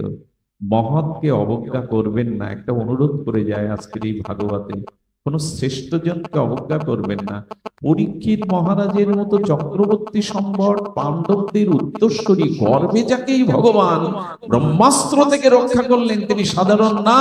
কিন্তু এই মহৎ অবজ্ঞা করলো মানে অভিশাপটা নিতে হবে। ভাগবত কোন সাধারণ গ্রন্থ না, ভাগবত দার্শনিক আচার্য গ্রন্থ। ভাগবতটা কেমন জানেন? ভাগবতটা আমি গতদিন বলেছিলাম, সার, সর্ব বেদান্ত সার, অমল পুরাণ ভাগবত। 2 মণ দুগ্ধ দিয়ে মন্দিরে প্রদীপ জ্বালাতে পারবেন না, কিন্তু 5 কেজি দুগ্ধ থেকে ঘৃত তৈরি করে প্রদীপ জ্বালাতে পারবেন। ভাগবত হলো সার, ভাগবত হলেন সারাৎ সার। এই জন্য ভাগবত কোনো গল্প নয়, কাহিনী নয়, এগুলো জীবনের চরমতম দার্শনিক তত্ত্ব। পরীক্ষিত মহারাজ এই অপমানের তার জীবনে ফিরে এলো এই অভিশাপ। এই অভিশাপ ফিরে আসলো। আচ্ছা, পরীক্ষিত মহারাজের এ জাতীয় মৃগয়া করবার, শিকার করবার দুর্বুদ্ধি কোথা থেকে এলো? আমি আপনাদের একটু অনুরোধ করব। আপনারা জানেন, পরীক্ষিত মহারাজ ভগবান অপ্রকট হওয়ার পরে কলির প্রবেশ শুনেছিলেন, যে কলি প্রবেশ করেছে। এই কলি প্রবেশের দুঃসংবাদটি শুনে মহারাজ পরীক্ষিত বেরিয়েছিলেন যে আমার রাজ্যে আমি কলিকে স্থান দেব না, এই অখণ্ড ভূমিতে আমি কলিকে স্থান দেব না। পরীক্ষিত মহারাজ বেরিয়েছিলেন, কিন্তু কি বলবো, পথে বেরিয়ে কিছু দূর এসে দেখলেন যে একজন গাভী মাকে পদাঘাত করছে, গাভী মাকে পা দিয়ে পদাঘাত করছে। এই দৃশ্য ভালো লাগার কথা নয়। দ্বিতীয় দেখছেন বৃষভ, বৃষভ মানে ষাঁড়, সেই বৃষভের 3টা পা নেই, জরাজীর্ণ, তাকেও বেত্রাঘাত করছে। আর ইনি সেই বিভৎস কাল কবলিত কলি। এই কলিকে হত্যার জন্য এই দৃশ্য দেখে যখন পরীক্ষিত মহারাজ অস্ত্র বের করলেন, কলি এসে বললেন, মহারাজ চরণে হাত দিয়ে প্রণাম করে বলছেন, কালকে মারা যায় না, কালকে হত্যা করা যায় না, কালকে কখনো বিনাশ করা যায় না। এই যে চরণে হাত দিলেন, এই স্পর্শ দোষ বলে একটা দোষ আছে। আচ্ছা, আপনারা জানেন ছোঁয়াচে রোগ যার আছে, তার স্পর্শ হলে রোগটা আপনার ভিতরে সংক্রামিত হবে কিনা? তেমন কিছু মনে নেবেন না, যাদের অন্তরে অনেক দুর্বাসনা কামনা আছে, আর যাদের চিত্তে কামনা বাসনার পুতিময় দুর্গন্ধ আছে, এদের ছোঁয়া যত না নিতে পারেন ভালো। এই জন্য অনেক সাধুজন সকলের প্রণাম নিতে চান না, তার কারণ ওটা সংক্রামিত হয়। অনেক বাসনা প্রবৃত্তিময়, কামময়, বাসনাময়, কুপ্রবৃত্তিময়, তাদের স্পর্শ দোষে ওটা প্রবেশ করে। এই যে কলি স্পর্শ করলো, পরীক্ষিত মহারাজের ভিতরে ওই চিন্তা প্রবেশ করলো। এবং সত্যি কালকে আটকানো যাবে না। আচ্ছা, বর্ষা বসন্তকে আপনি অস্ত্র দিয়ে আটকাতে পারবেন? কালকে আটকানো যায়? সময়কে অস্ত্র দিয়ে কাটা যায়? যায় না। আপনাদের জ্ঞাত কথা তবু বলছি। যখন বললেন আপনি রাজা, আমাকে আশ্রয় দিন, আপনারা জানেন যে কলি তিনি আশ্রয় চেয়েছিলেন এবং চক্রবর্তী সম্রাট হিসাবে, রাজা হিসাবে তিনি 4টে জায়গা তাকে স্থান দিয়েছিলেন, যে 4টে জায়গায় প্রচলন ছিল না তার রাজ্যে। আপনারা সবাই জানেন। আর সারা পৃথিবীর স্খলন পতনের সেই 4টি জায়গা আজ ব্যাপ্তি হয়ে আছে। উনি প্রথমেই বলেছিলেন 4টি জায়গা কোনটা? যেখানে হিংসা আছে, অর্থাৎ যেখানে হত্যা, হিংসা, প্রাণী বধ এগুলি আছে, এই হিংস্র জায়গায় কলির অবস্থান। দ্বিতীয়তে সুরাপানে। আমি জানি না আপনাদের অঞ্চলের কি অবস্থা, তবে আজ পশ্চিম বাংলা ডুবে গেছে। পৃথিবীতে পাপের মধ্যে সব থেকে বড় পাপ ধরা হয়েছে সুরাপানকে, মদ্যপানকে। আমি জানি না আমাদের বৈদিক সনাতন সর্বপ্রাচীন, সর্বসভ্যতার আলোক পত্রিকা, সুপ্রাচীন এই ধর্ম, আজ পূজা পার্বণেও আমরা মদ খেতে শিখেছি। এটা কোথার, মানে কি কালচারটাই আমরা আনতে গেছি। মা দুর্গা পূজা, শারদীয় দুর্গা পূজায় মাকে আহ্বান করে 4 দিন মাকে পূজা করে যেদিন মাকে বিসর্জন দিতে যাব, সেদিন মদ খেয়ে নাচতে হবে। কোথায় আছে এটা? কলি বলেছিলেন সুরার মধ্যে জায়গা দাও। এই মাতৃপূজার নাম করে আজ কি বলবো, আজকে নবমীর প্যান্ডেলে বসে অমেদ্য খাদ্য খাচ্ছে। এ দৃশ্যও পশ্চিমবাংলায় দেখা যায়, প্যান্ডেলেই বসে। কোথায় আছে এটা শাস্ত্রে? বলা হয়েছে গঙ্গায় পাপী স্নান করলে পাপ দূরায়, কিন্তু গঙ্গা বলেছিলেন যেদিন মদিরা পাত্র আমার বুকে কেউ বিসর্জন দেয়, সেদিন আমি নিজেকে অপবিত্র জ্ঞান করি। পৃথিবীর সব থেকে পশুত্বকে জাগিয়ে দেয় সুরা। তাই সন্তানদের কাছে অনুরোধ করব, যুবকদের কাছে, পিতামাতা অভিভাবকদের কাছে, এই ড্রাগ থেকে, নেশা থেকে সন্তানকে বাঁচান। বিশ্ববিদ্যালয়ে পড়িয়েও আজ মানসিক রোগগ্রস্ত হয়ে যাচ্ছে, মেরুদণ্ড সোজা করে দাঁড়াতে পারছে না এই ড্রাগের জন্য। কলি বলেছিলেন হিংসার জায়গায়, প্রাণীবধ করা জায়গায় এবং যেখানে সুরাপান, সেখানেই জায়গা দাও। আজকে বিস্তার লাভ করেছে সারা জায়গায়, সারা বিশ্বে বিস্তার লাভ করেছে। এটাকে আইনগতভাবে, কি বলবো আপনাদের, আইনগতভাবে স্বীকৃতি দেওয়া আছে। আমি একবার বেহালায় যাই, কলকাতায় চৌরাস্তা বেহালায়, গাড়ি নিয়ে গিয়ে দেখি পুরো লাইনে রোড ব্লক করা। তার কারণ কি? মদের দোকানের লাইন। এবং পুজোর সময় কোটি কোটি টাকা, পুজোর মতো উপাসনার জায়গায় ওই সময় মদ সেল হয় বেশি। আমি জানি না ওই হাওয়া আমাদের দেশেও লাগতে শুরু করেছে। সতর্ক থাকুন। এই ড্রাগ, এটা পৃথিবীকেই গ্রাস করে নিবে। দ্বিতীয়টা বলেছিলেন জুয়া। আমি শুনেছি অনলাইন, আমি অনভিজ্ঞ, অনলাইনে জুয়ার দ্বারা অনেকে আত্মহত্যা করতে বাধ্য হচ্ছেন। 18 লাখ টাকা ব্যয় করে আমার গ্রামের পাশে ছেলেকে পুলিশের চাকরি করিয়ে দেয়, ঋণগ্রস্ত, সুদ নিয়ে। সেই পুলিশ ছেলে অনলাইনে জুয়া খেলতে গিয়ে ভিটে বাড়ি বিক্রি করার শূন্যতা, কলঙ্ক না নিতে পেরে বাবা গলায় দড়ি দিয়েই মারা যায়। এগুলি থেকে ভাগবতে, চেতনায়, আধ্যাত্মিকতায়, যে সম্প্রদায় আপনার ভালো লাগে, যে উপাসনা আপনার ভালো লাগে, যে গুরুতত্ত্ব আপনার ভালো লাগে, একটাকে জড়িয়ে ধরুন, নাহলে উপায় নাই। পারিবারিক ভাবে যদি ধর্মচর্চা শুরু না করেন, আগামী প্রজন্মকে পথ দেখাতে পারবেন। এরা মুখ থুবড়ে পড়েছে, আরো পড়বে। আজ এখানে কোনো যুবক নাই, কোনো যুবতী নাই যারা সমাজকে গড়বে। তারা কোথায় এখন? তারা জালে আটকে গেছে, নেট রূপ জালে, এখানে নাই তারা। এই জন্য অনুরোধ করব, পারিবারিক ভাবে, শুধু মন্দিরে আরতি, পূজা, ধর্ম অনুষ্ঠান নয়, পারিবারিক ভাবে চেতনাটা দিন, আধ্যাত্মিকতা। তা না হলে এই জুয়াই শেষ করে দেবে। চতুর্থ জায়গা চেয়েছিলেন পরীক্ষিত মহারাজের কাছে, পরস্ত্রীতে আসক্তি। বলাই বাহুল্য, আজকে আমাদের সামনে কোনো ভালো সাহিত্য নেই। আমি জানি না আপনাদের ইন্ডিয়ান চ্যানেলগুলো এখানে চলে কিনা। এক একটি সিরিয়ালে এক একটি পুরুষের এক একটি নারীর সম্পর্ক দুই তিনজনের সাথে আজকে দেখানো হচ্ছে। এটা সাহিত্য হতে পারে? এটি কি বঙ্কিম শরৎ সাহিত্যের অনুকরণ, রবীন্দ্রনাথের নজরুলের সাহিত্য? এটা আমাদের কি দেখানো হচ্ছে, কি শেখানো হচ্ছে? যে সম্পর্ক বহু থেকে বহুতর করা যায়। আরে রামচন্দ্রকে গুরুদেব বশিষ্ঠ বলছেন, হে রাম, সীতা এখন বনবাসে, যজ্ঞ করতে গেলে সীতাকে ফিরিয়ে আনতে হবে। সীতা এখন ফিরবে না, তুমি দ্বিতীয় বিয়ে করো, স্ত্রীকে সহধর্মীকে বামে না বসিয়ে যজ্ঞ করা। গুরুদেব বশিষ্ঠ বলছেন, রাম বলছেন, হে গুরুদেব, সীতা ব্যতীত জগতের প্রত্যেকটি নারীকে আমি মাতৃজ্ঞান করি, মাকে তো বিবাহ করা যায় না। এক পত্নী ধরো, সীতাকে ছাড়া যে কোনো নারীকে আমি মাতৃজ্ঞান করি। আরে রাবণ বধের দিনে, যেদিন রাবণ ভূমিতে মৃত শয্যায় শায়িত মন্দাদরী এসেছিলেন স্বামীকে দেখতে, এসেছিলেন রঘুপতি রামচন্দ্রকে এক পলক দেখতে।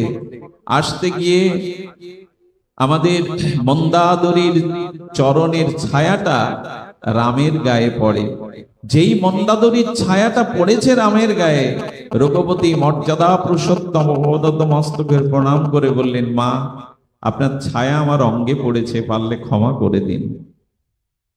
মন্দাদরী বলেছিল, এই না হলে ভগবান, যার স্বামী তার স্ত্রীকে হরণ করেছে, আর সেই হরণ করা দুঃশাসনের আর রাবণের স্ত্রীকে মা বলে ছায়া পড়লেও যে প্রণাম করতে পারে, সে ভগবান নয় তো কি? ইনিই মর্যাদা পুরুষোত্তম। রাম বলেছিলেন, আমার পক্ষে অন্য নারীকে স্ত্রী রূপে দেখা সম্ভব নয়। বলেছিলেন, দেখো, তোমার পিতা 3টা বিবাহ করেছে, দশরথ, তুমি অযোধ্যার যুবরাজ, তোমার পক্ষে বহু বিবাহ তখন প্রচলন ছিল। বললেন, পিতার বিচার করার ক্ষমতা আমার নাই, পুত্রের পিতার কর্তব্য বিচার করার ক্ষমতা নাই। যদি আপনি সমাধান চত্ব আমি বলে দিতে পারি, একটা স্বর্ণসীতা নির্মাণ করে আপনি যজ্ঞ আরম্ভ করুন, কিন্তু অন্য কোনো রমণীকে আমি এই স্থানে বসাতে, এই হলো আমাদের ভগবান, এই হলো আমাদের আদর্শ। আমাদের কর্ণাটকে একসময় ব্রিটিশ আমলে একজন পরম পরাক্রমশালী বীর ছিলেন। সেই বীরের মাধুর্যে, তার বীর্যে, তার শৌচে, তার পরাক্রমে পুরো কর্ণাটক তাকে সম্মান জানাতো। দীর্ঘদেহী, তেজময়, দীপ্তময় পুরুষ, আদর্শের একটা প্রতীক তিনি। একটা রমণী তার শ্বেত শুভ্র ঘোড়াকে আঁকড়ে দিয়ে বলছেন, আমার একটা অনুরোধ রাখতে হবে, আমার একটা প্রস্তাব আছে। বললেন, আমি চাই তোমার মতো একটি সন্তান আমার গর্ভে আসুক, এই জন্য আমি তোমাকে স্বামী রূপে চাই। উনি অকৃতদার, বিবাহ করেননি। বললেন, আপনার কথা আমি প্রাসাদে গিয়ে শুনবো, আসুন। প্রাসাদে গিয়ে তাকে আসনে বসিয়ে পায়ে প্রণাম করে বলছেন, আমাকে বিয়ে করে আমার মতো সন্তান গর্ভে ধারণ করবেন কি? আজ থেকে আমি আপনার পুত্র সারা জীবনের মতো। বিবাহ করেননি উনি। এই আদর্শ কোথায়? এই জন্য অনুরোধ করব, এই যে একটা জাল জড়িয়ে যাচ্ছে, সমাজ ব্যবস্থা এমন জায়গায় চলে যাচ্ছে, এর থেকে বাঁচুন। এই জন্য বলেছিলেন, পরস্ত্রীতে, জুয়াতে এবং মদ্যপানে এবং যেখানে প্রাণীপদের হিংসা আদি হয়, এইখানে কলির অবস্থান। আরেকটি অবস্থানের কথা বলেছিলেন, অঢেল ধনসম্পদ যাদের আছে, অঢেল ঐশ্বর্য যাদের আছে, আর ওই ঐশ্বর্য ধনসম্পদ যদি মঙ্গলময় কাজে, সমাজের সৎ বা কল্যাণ কাজে, ভগবত কাজে না লাগে, তবে এই অর্থ একদিন তাকে কাল কবলিত কলিতেই ফেলে দেবে। এই জন্য অর্থ যেমন অনর্থ, অর্থ যেমন পরমার্থ, দুটোই আছে অর্থের মধ্যে, শুধু দিক নির্ণয় করা দরকার। কথাগুলি এই কারণে বললাম, সমাজকে বাঁচাতে গেলে, আমাদের অস্তিত্বকে বাঁচাতে গেলে, বৈদিক সনাতন আদর্শ বুকে নিয়ে জীবনটাকে অত্যান্তিক মঙ্গলময় করতে গেলে এই জিনিসগুলি থেকে দূরে থাকার কথাই কলি সতর্ক করেছিলেন। কিন্তু আমি জানি না, পাহাড়ের মাটির ঢেলা ছুড়লে যে অবস্থা হয়, ঢেলাটাই গুঁড়ো হয়ে পড়ে যায়, পাথরের কিছু হয় না, পাহাড়ের কিছু হয় না। আজ হয়তো ক্ষুদ্র মাদিস আমার কথাও তদ্রূপ, কারো কাজে হয়তো আসবে না, তবে এই কথাগুলো বলতেই হবে। এই কথাগুলো ভাগবত দর্শন জানিয়েছে, এর থেকে বাঁচো। সেই কলি কাল কবলিত হয়ে প্রশ্নও করেছিলেন পরাজয় পরীক্ষিত, হে বৃষভ, হে বৃষ, আপনার 3 পা নেই, 1 পায়ে কেন দাঁড়িয়ে আছেন? বলেছিলেন কলিতে এটাই ঘটবে। দেখুন, ধর্মের 4টি পদ, ধর্ম দাঁড়িয়ে থাকে 4টে স্তম্ভের মধ্যে। একটি হলো সত্য, দ্বিতীয়টা হলো সত্য, শৌচ, দান, আরেকটি হলো তপ। সত্য, তপ, শৌচ, দানব, এই 4টি হলো ধর্মের অঙ্গ। ধর্ম পোশাকে প্রতিফলিত হয় না পুরোপুরি। ধর্ম মালা তিলক পোশাকে নির্ণয় হয় না, পোশাকটা প্রয়োজন। পোশাকটা যে প্রয়োজন, মালা তিলক প্রয়োজন নয় এমন নয়, কিন্তু বাস্তবিক ধর্ম এই 4টির উপরে দাঁড়িয়ে আছে। সত্য যদি থাকে তো ধর্ম দাঁড়িয়ে আছে। আজ এটার বড় অভাব। সত্য থেকে আমরা অনেক সত্যাং বদ ধর্মং চর, এটাই ছিল বেদের মন্ত্র, সত্যকে আঁকড়ে ধরো। আচ্ছা, সত্য কাকে বলে? অপরের হিতের কল্যাণে যতটুকু দেখেছি, যতটুকু অনুভব করেছি, প্রীতি বা ভীতি দ্বারা প্রভাবিত না হয়ে কায় মন বাক্যের দ্বারা ততটুকু প্রকাশের নাম সত্য। আবার বলি, যতটুকু দেখেছি, যতটুকু অনুভব করেছি, ততটুকু স্নেহ বা ভয়ে অতি আসক্ত করে, কম বেশি না করে, কায় মন বাক্যের দ্বারা, মন যা বলবে, বাক্য যা বলবে, সেই কায় মন বাক্যের দ্বারা ততটুকু অপরের হিতের জন্য প্রকাশ করার নামই সত্য। আপনাদের মনে পড়ে 18 বছরের ক্ষুদেরামকে দেশবন্ধু চিত্তরঞ্জন দাস বলেছিল, ক্ষুদেরাম, একবার কোর্টে দাঁড়িয়ে বলো বোমাটা তুমি ফেলোনি। ক্ষুদেরামের মতো 18 বছরের এই কিশোর যুবক বলেছিলেন, গীতা আমাকে মিথ্যা বলতে শেখায়নি, সত্যের উপরেই আমার সনাতন দাঁড় করেছে। আমি ফাঁসির কাস্টে নিজে ঝুলবো ফাঁসির দড়িতে, কিন্তু মিথ্যা বলতে, একটা মিথ্যা বললে ক্ষুদিরামের এই প্রথম স্বাধীনতা আন্দোলনের শহীদ হতো না। আজ আমরা সত্যকেই যেন ভুলতে বসেছি। সত্য কি বস্তু এরপরে আমাদের খুঁজে বেড়াতে হবে, সত্য কাকে বলে। এই জন্য ধর্ম দাঁড়িয়ে আছে সত্যের উপরে, এটা অনেকটা শিথিল হয়ে গেছে। দ্বিতীয় ছিল তপস্যা। তপস্যা কি আছে আমাদের? তপস্যা বলতে নিজের নিজের তাপকে সহ্য করা, কষ্টকে সহ্য করা। এই যে সুখ দুঃখ, মান অপমান, শীত গ্রীষ্ম, এগুলিকে যে যত ভগবানের দিকে চেয়ে, পরমের দিকে চেয়ে এগুলো সহ্য করতে পারে, স্থিতিপজ্ঞ হতে পারে, তারই নাম তপস্যা। যেমন এখন আপনারা তপস্যাই করছেন, এই কায় ক্লেশ স্বীকার করে যে সাধু সঙ্গে হরিকথা শ্রবণ করছেন, এই তাপ সহ্য করার নামই হলো তপস্যা। তৃতীয়টা শৌচ। কিন্তু দুঃখের বিষয়, আমি গতকাল কোথায় শৌচের একটা কথা বলতে গিয়ে দেখি কিছু কমেন্ট এসছে। কি বলে তাকে, সেই কমেন্টে লিখেছে যে না, মলমূত্র ত্যাগ করে কাপড় বদলাতে হবে, জল শৌচ করতে হবে। কোথায় পেয়েছেন আজগুবি গল্প? ব্যবসা করছেন? এরকম কথাও শুনতে হয় আমাদের। জানি না এখন সৎ কথাটাও বলবার মতো পরিবেশ নাই। শাস্ত্রে আছে, সুচিতা না হলে, সদাচার না হলে ঈশ্বর পাওয়া যায় না।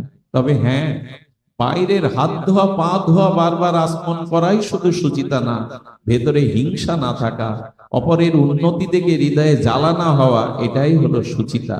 ভেতরে বাইরে দুটোই দরকার, বাইরে দরকার না এমন নয়। মন ঠিক থাকলে হলো, সেটা কখন? বাইরেও ঠিক হওয়ার প্রয়োজন আছে।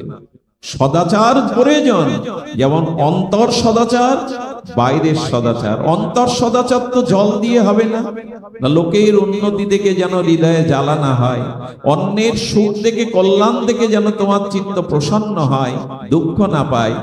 অপরের হিংসা, অপরের ধ্বংস চিন্তা না করাই হলো ভেতরের শুদ্ধিতা। এটা যেমন দরকার, বাইরের সদাচারও দরকার। দ্বিতীয় হলো দান। এই দান শ্রেষ্ঠ কি? বস্ত্র দান, অন্ন দান, বাসস্থান দান, রোগীকে ঔষধ দান, কন্যাদায়গ্রস্তকে অর্থ দান। দান অনেকগুলি, সবকিছু শ্রেয়, কিন্তু সর্বশ্রেষ্ঠ দান হলো যেটা আজকে হচ্ছে, সকলকে একত্রিত করে ভগবত চেতনা দান। ভক্তি দানই হলো, ধর্ম দানই হলো সর্বশ্রেষ্ঠ দান। আরে অন্ন দিলে ক্ষুধা আবার লাগবে, বস্ত্র দিলে এটা আবার মলিন হবে, ঘর বেঁধে দিলে ঘর ভেঙে যাবে, কিন্তু যদি মানুষকে ধর্ম চেতনা আধ্যাত্মিকতা দান করতে পারেন, সে দান অক্ষয় হয়ে থাকবে। এই জন্য যারা অর্থ ব্যয় করে কায়িক পরিশ্রম দ্বারা এই জাতীয় ভাগবত ধর্ম আলোচনার অনুষ্ঠানাদি করেন, এটাই হলো সর্বশ্রেষ্ঠ দান। আর বাইরের দানের আজ বিড়ম্বনা।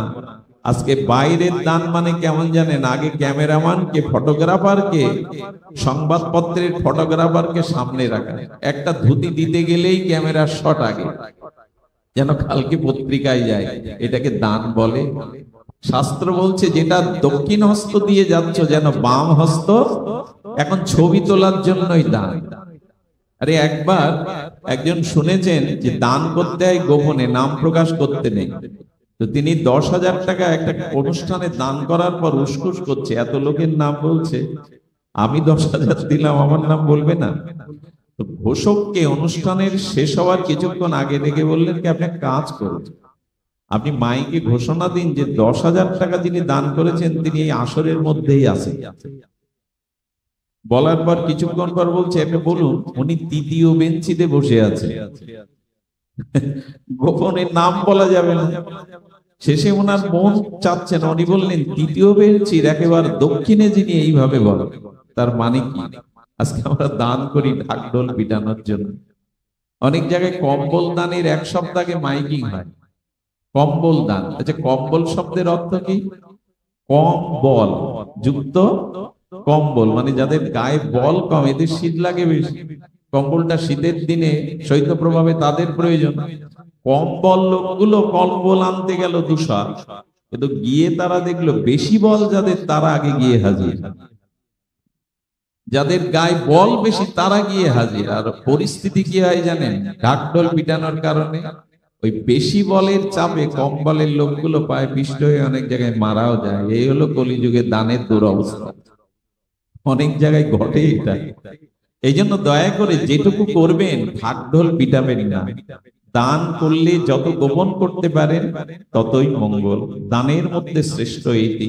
সব কিছু কেমন ভেঙে চুরে টর্নেডো ঝড়ের মতো সব ওলট পালট হয়ে গেছে।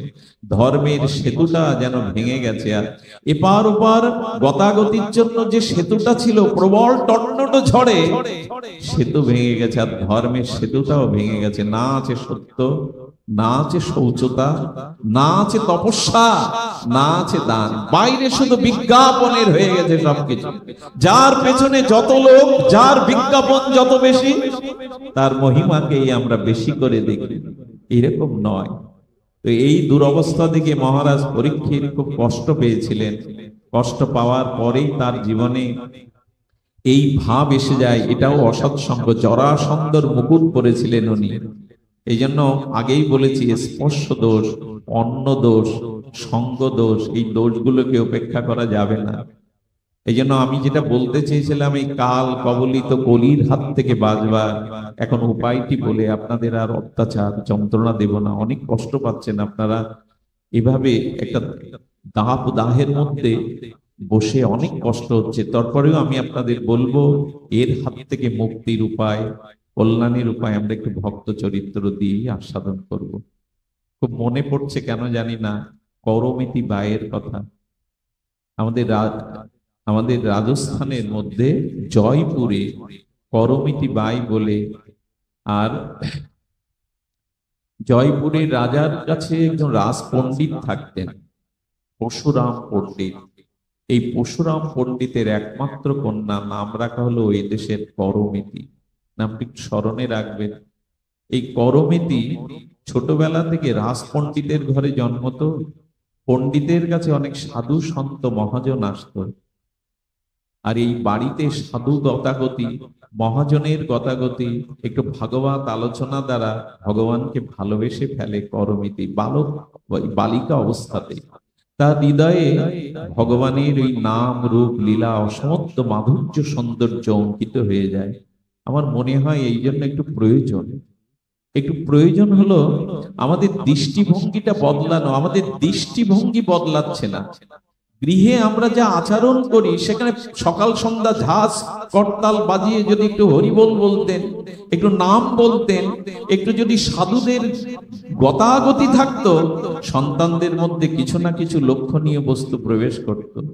কিন্তু আজ এই গৃহে গৃহে আজ ধর্মচর্চা, সকাল সন্ধ্যা প্রার্থনা কীর্তন, এগুলো তো উঠেই গেছে।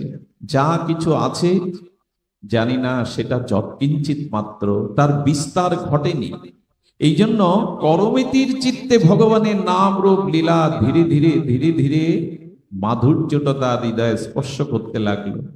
সুধীজন, করমিতি ধীরে ধীরে বড় হতে লাগলো। আপনারা জানেন সে সময় ভারতবর্ষের যে শাসন আমল, তাতে 9, 10, 8 বছরের মেয়েদের বিয়ে দেয়া হতো। তার একটা কারণও ছিল, বিয়ে না দিলে তারা যে সতীত্বকে রক্ষা করতে পারতো না। এই কারণে খুব ছোট কালে বিবাহের একটা প্রচলন সে সময় হয়ে গেছিল। করমিতি রূপ ও লাবণ্য মাধুর্যে যখন বিকশিত হচ্ছে, ওই শিশুকালেই তার মা বাবা প্রস্তাব দিল, করমিতি, আমরা তোমার জন্য বিবাহের ব্যবস্থা করবার প্রস্তুতি নিচ্ছি। করমিতি হাত জোর করে তার পিতামাতাকে বলেছিল, মনে মনে আমি একজনকে বরণ করেই নিয়েছি বাবা। মনে মনে বরণ কাকে করেছো তুমি? বললেন, মরে মরে আমি আমার গোবিন্দকেই বরণ করে নিয়েছি, আর কারো চিন্তা তো আমি করতে পারবো না। পরশুরাম পণ্ডিত মেয়ের, এই ছোট মেয়ের মুখে কথাটা শুনে অবাক হলেন। বললেন, না রে মা, এভাবে হয় না। আমরা তোর জন্য সুপুত্র দেখছি, ভালো পরিবার দেখছি, সেখানে গিয়ে ভজন করবি? বলল, বাবা, জোর করে কিছু করতে যেও না, আমার নিবেদন হয়েই গেছে। একজনের এভাবে নিবেদন হয়েছিল, কার জানেন তো? মীরাবাইয়ের। মীরাবাইয়ের বান্ধবীর যেদিন বিয়ে হয়, রাজস্থানের বিয়ের বেশ ঢাক ঢোল পিটিয়ে আসে, হাতি ঘোড়ার উপরে উঠে বর আসে। তো যখন ঘোড়ার পিঠে উঠে ওর বান্ধবীর বিয়ে হচ্ছে, মার আঁচল ধরে মীরা এসে বলছে, মা, কত আলো, আমার বান্ধবীর বর এসেছে ঘোড়ায় উঠে, আমার বিয়ে হবে না? আমার বর কবে আসবে? এই ছোট মেয়ের জ্বালাতন শুনতে শুনতে মা হাত ধরে তার গিরিধারী মন্দিরের মধ্যে গিয়ে বলছেন, এই তোর বর। বললেন, মা, এই আমার বর? শ্যাম সুন্দর গিরিধারীর দিকে তাকিয়ে বলছে, তবে তুমি সেজে গুজে এসো, আমারও বিয়ে হোক, আমার বান্ধবীর বিয়ে হচ্ছে, কত ভালো লাগছে, তুমি এসো। মীরা এই বলতে বলতে গিরিধারীর চরণে মাথা রেখে ভোরের দিকে স্বপ্নতে দেখছে হাতির পিঠে উঠে ব্রহ্মাদি দেবগণকে সাথে নিয়ে গিরিধারী মুরলীধারী আসছেন মীরাকে বরণ করার জন্য। সেদিন মীরার মালা বদল হলো, সিঁদুর দান হলো। মীরা স্বপ্নেতে বিয়ের পরে উঠেই হাতে শাখা সিঁদুর পরে নিলেন, গিরিধারীর বামে দাঁড়ালেন। মা অবাক বিস্ময়ে দেখছেন তার মীরা শাখা সিঁদুর পরে দাঁড়িয়ে আছে গিরিধারী। বলি, কি রে? বলো, মা, বিয়ে তো ভোরবেলা হয়ে গেছে আমার গিরিধারীর সাথে। এরপরে জানেন মীরার বিয়ে হয় ভোজপতির সাথে। এই ভোজপতির সাথে যখন বিবাহ হয়, তো অদ্ভুত ঘটনা, মন দিয়ে শোনো, নিশ্চয় হৃদয় স্পর্শ করবে। ফুলশয্যার রাত্রে, বাসর রাত্রে ভোজপতি মীরার স্বামী যখন মীরাকে স্পর্শ করতে যায়, তখন হাত জোর করে বলেছিল, আমি অন্য কারো স্ত্রী, এ দেহটা অন্য কারো, আমাকে স্পর্শ করবেন না। আমার মনে হয় মীরার থেকে ধন্যবাদ দিতে হয় তার স্বামী ভোজপতি। এ কথা শুনেই তিনি, আচ্ছা চিন্তা করতে পারেন, একে তো যুবরাজ, তারপরে যুবক, তারপরে অপরূপ সুন্দরী। মীরা ছিলেন অপরূপ সুন্দরী, তার জ্যোতিতে ছড়িয়ে পড়তো চারিদিকে।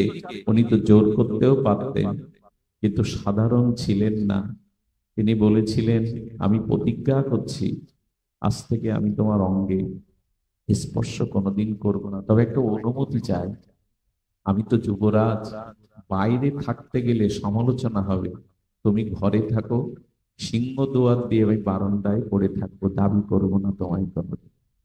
এরকম পাওয়া যায় তো? বলেন গিরিধারীকেই আমি প্রতিরূপে করেছি। সারা রাত জেগে মীরা সঙ্গীত শোনাতো, গিরিধারীর সাথে তার অন্তরের অনুভব প্রেম আলাপ করত। আর এই ভক্তের পাশে থাকতে থাকতে, এই ভক্তের লীলা কথা সঙ্গীত শুনতে শুনতে ভোজরাজের মধ্যেও ভক্তি সংক্রামিত হয়েছিল। গিরিরাজ এত হ্যাঁ, গিরিধারী এত সুন্দর, মুরলীধারী এত সুন্দর, ওই যে বাতাস লাগছে মীরার বাতাস, তাতে ভোজপতিরও চিত্ত আক্রান্ত হয়ে গেল। সতী গুণবতী সাধিকা স্ত্রী থাকলে না, সেই পরিবারের স্বামীর মধ্যে কোনো না কোনো সময় ভক্তি সঞ্চারিত হবে। তো মীরাকে কখনো সে বাধা দেয়নি। একদিন দেখছে হোলির দিনে মীরা হোলি খেলতে খেলতে, মানুষের শ্যামসুন্দরকে হোলি খেলতে খেলতে শ্যামসুন্দর অন্তর্ধান হয়ে গেছে গোপীদের নিয়ে। মীরা বিছানা থেকে উঠে ওই লীলা স্মরণ করতে করতে ব্যাকুল হয়ে জানলার ধারে গিয়ে দেখছে আকাশ মার্গে তার শ্যামসুন্দর আসছে গোপীদের নিয়ে, আর বলছেন এসো মীরা, হোলি খেলায় যোগদান করো। মীরা মানুষে আকাশ নেত্রে ছবির মতো গিরিধারী দেখতে গিয়ে ঝাঁপ দিতে গেছে। ভোজপতি পেছন থেকে দেখলেন মীরা তো এখান থেকে পড়ে খাদে পড়েই মরে যাবে, পেছন দিক দিয়ে জড়িয়ে ধরেছে। কি করছো তুমি? এখান থেকে পড়লেই তো খাদে মারা যাবে। মীরার চেতনা ফিরে এলো, কিন্তু ভোজপতি অন্তর দগ্ধীভূত হলে লাগলো, আমি প্রতিজ্ঞা করেছিলাম তোমাকে স্পর্শ, কিন্তু তাকে বাঁচানোর জন্য স্পর্শ করেছে। মীরার স্বামী বেশি দিন বাঁচিনি। এই দিন থেকে তার ভিতরে অনুশোচনা এসেছিল, আমি কেন স্পর্শ করলাম, প্রতিজ্ঞা কেন ভাঙলাম। এই অনুশোচনায় ধীরে ধীরে ধীরে ধীরে উনি মৃত্যুবরণ করেন। এরপরে মীরার শ্বশুর বাড়ির পরিবারে তাকে বিষ দিয়ে মারতে যায়, কতবার হত্যা করতে যায়, গিরিধারীকে ফেলে দিয়ে আসে। 3 দিন পর গিরিধারী এসে উপস্থিত হন আবার মীরার কাছে। কম অত্যাচার করেনি তার শ্বশুর বাড়ির লোকজন। মারা যাওয়ার সাথে সাথে পণ্ডিত এলো আর খবর কর্মে এসে বলছে, মীরা, আমাদের সনাতন বৈদিক সভ্যতায় বিধবাদের কেশ মুন্ডন করতে হয়, তোমার কেশ ফেলে দেওয়া হবে, শাখা সিঁদুর ভাঙা হবে। রুদ্র জ্যোতির্ময়ী মূর্তিতে মীরা দাঁড়িয়ে বলল, আমার গিরিধারী লাল আছে, আমি বিধবা নই, আমি চুল ফেলতেও পারবো না, শাখা সিঁদুর ভাঙতেও পারবো না। তার তেজের কাছে পরাভূত হয়ে ফিরে গিয়েছিল রাজ রানী ভিখারিণী হয়ে। ব্রজের পথে পথে মীরা বেরিয়েছিল তার প্রিয় পরমের উদ্দেশ্য। সংসার আর তাকে বাঁধতে পারেনি, এই জগতের কোন আসক্তি তাকে বাঁধতে পারেনি। বৃন্দাবনে পথে পথে আর মীরা ভিখারিণী এইভাবে যখন 3 দিন না খেয়ে মীরা কখনো গাইছে, কখনো হাসছে, কখনো ব্রজের ধুলায় গড়াগড়ি যাচ্ছে, মীরার সেই দশা দেখে গিরিধারীর বড় ব্যথা লাগলো। গিরিধারী একটা বালকের রূপ ধরে ঢোল পিটিয়ে যেন ঢেড়ি পিটাচ্ছে, ওগো ব্রজবাসী, মীরা এসেছে ব্রজে। 3 দিন তার কিছু খাওয়া হয়নি। যে মীরাকে একটু প্রসাদ দিয়ে আসবে, রাধা রানী তাকে করুণা করবে। প্রসাদ এনে বৃক্ষের তলায় মীরার জন্য যখন পসরা সাজিয়েছে, মীরা বললেন, কে তোমাদের বললো যে আমি 3 দিন খাইনি? বলে, জানো, এক বালক যেন আমাদের নগরে নগরে ঢেড়ি পিটিয়ে এলো, মীরা এসেছে, মীরা এসেছে, 3 দিন খাইনি। বুঝতে পারলেন আমি যাকে খুঁজতে বেরিয়েছি সে আমার পেছনে আজও আছে, সে আমায় স্মরণ করছে। এরপরে মীরা বহু ক্রন্দনে ব্যথায় বিরহ ভোগ করতে করতে একদিন আদেশ পেলেন, মীরা, তুমি আমাকে মনে প্রাণে চেয়েছো, আমি তোমাকে স্ত্রী রূপেই সম্মান দেব, তুমি দ্বারকায় এসো। কারণ বৃন্দাবন গোপীদের জায়গা, রাধারানীর জায়গা। দ্বারকায় আমি দ্বারকাধীশ, সেখানে রুক্মিণী সত্যভামার সাথে সাথে তোমার স্থান দেব। দ্বারকার মন্দিরে গিয়ে দ্বারকাধীশের দিকে তাকিয়ে বলছেন, আর কতকাল রাখবে আমায়? নাও না তোমার নিত্য লীলাতে, তোমার নিত্য প্রেমময় সান্নিধ্যে আমাকে নিয়ে নাও। মীরা দুবাহু বাড়িয়ে চোখের জলে এই নিবেদন যখন করলেন, আপনাদের কি বলবো, দ্বারকাধীশ ভগবান মীরাকে দেহের মধ্যে আত্মসাৎ করে নিয়েছিলেন। মীরার কাপড়ের অংশটা গোবিন্দের মুখে পাওয়া গিয়েছিল, কোনো গল্প নয়। এমন করে অনেক সাধক লীন হয়ে গেছে পরম ব্রহ্ম পরম সুন্দরের সাথে, কারণ একাত্মা হয়ে গেছিল মীরা, সবকিছু নিয়ে নিয়েছিল। এই মীরার ধারাটা পেয়েছিল করমিতি। করমিতি মন প্রাণ ভগবানকে দিয়েছে, কিন্তু রাজ পণ্ডিত ভাবলো এটা মেয়ের আবেগ, মেয়ের আবেগ শোনা ঠিক নয়, তাকে পাত্রস্থ করা উচিত। নির্ধারণ হলো তার পাত্র। বিয়ের দিন যত এগিয়ে আসতে লাগলো, তীব্র বৈরাগ্যের অনাল জ্বলতে লাগলো করমিটির। আমার মনে হয় যাদের ভিতরে একবারে জেগে গেছে তাদের সংসার বাঁধতে পারে না। সংসার থেকে ভাব উদয় হওয়া ভালো, কিন্তু কেউ কেউ আছে জাল ছিঁড়ে বেরিয়ে যায়। দেখবেন জাল ফেললে পুকুরে না, কিছু মাছ আছে এত বুদ্ধিমান, তারা আগে থেকেই লাফ দিয়ে জালে ধরা পড়ে না। তো করমিটি সন্ধ্যার আধার দিকেই বেরিয়ে পড়লো ব্রজের উদ্দেশ্যে। শুনুন মন দিয়ে, ব্রজের উদ্দেশ্যে যেতে যেতে যখন ভোরের আলোতে প্রকাশ হয়ে গেল করমিটি সংসার ত্যাগ করে চলে গেছে, সঙ্গে সঙ্গে পরশুরাম পণ্ডিত রাজার কাছে গিয়ে বলল, একটু সেনা পাঠান, আমার করমিটি একমাত্র সুলক্ষণা কন্যা, তাকে ছাড়া বাঁচব না। রাজা যখন চারিদিকে সেনাদি পাঠালেন, করমিটি এক মরুর বুকে গিয়ে কি দেখলো জানেন? এখানে কোনো গ্রাম নেই, লুকাবার কোনো জায়গা নেই, কিন্তু ভগবান তো একটা উপায় করবে। একটা উট মরে পড়েছিল, আর সেই উটের পেটটা খেতে খেতে সিগাল কুকুর, শপথ সঙ্গল প্রাণী খেতে খেতে ওর মধ্যে একটা মানুষ আস্ত বসে থাকতে পারে উটের পেটটা, আর ওখানে পোকা, কি দুর্গন্ধ! এটা আপনি আমি তার কাছে যেতে পারবো না, কিন্তু ওর মধ্যেই ঢুকলো করমিটি। 3টে দিন ওর মধ্যে ছিল। বলতে পারেন ওই দুর্গন্ধে পোকামাকড়ে কি করেছিল? আছে শ্রীগাল কুকুর ওকে খায়নি। বলেন ওর মধ্যে থেকে করমিটি কি করেছিল জানেন? ভগবানের নাম জপ করতেছিল। নামের এমন মহিমা আছে না, নাম যদি হৃদয় থেকে উচ্চারিত হয়, নাম নিতে নিতে নাম নিতে নিতে নামই নামের মধ্যে প্রকাশ হতে হতে তার দেহটা এত চিন্ময় হয়ে যায়, বাইরের কোনো অশুদ্ধতা তার কাছে আর পৌঁছাতে পারে না।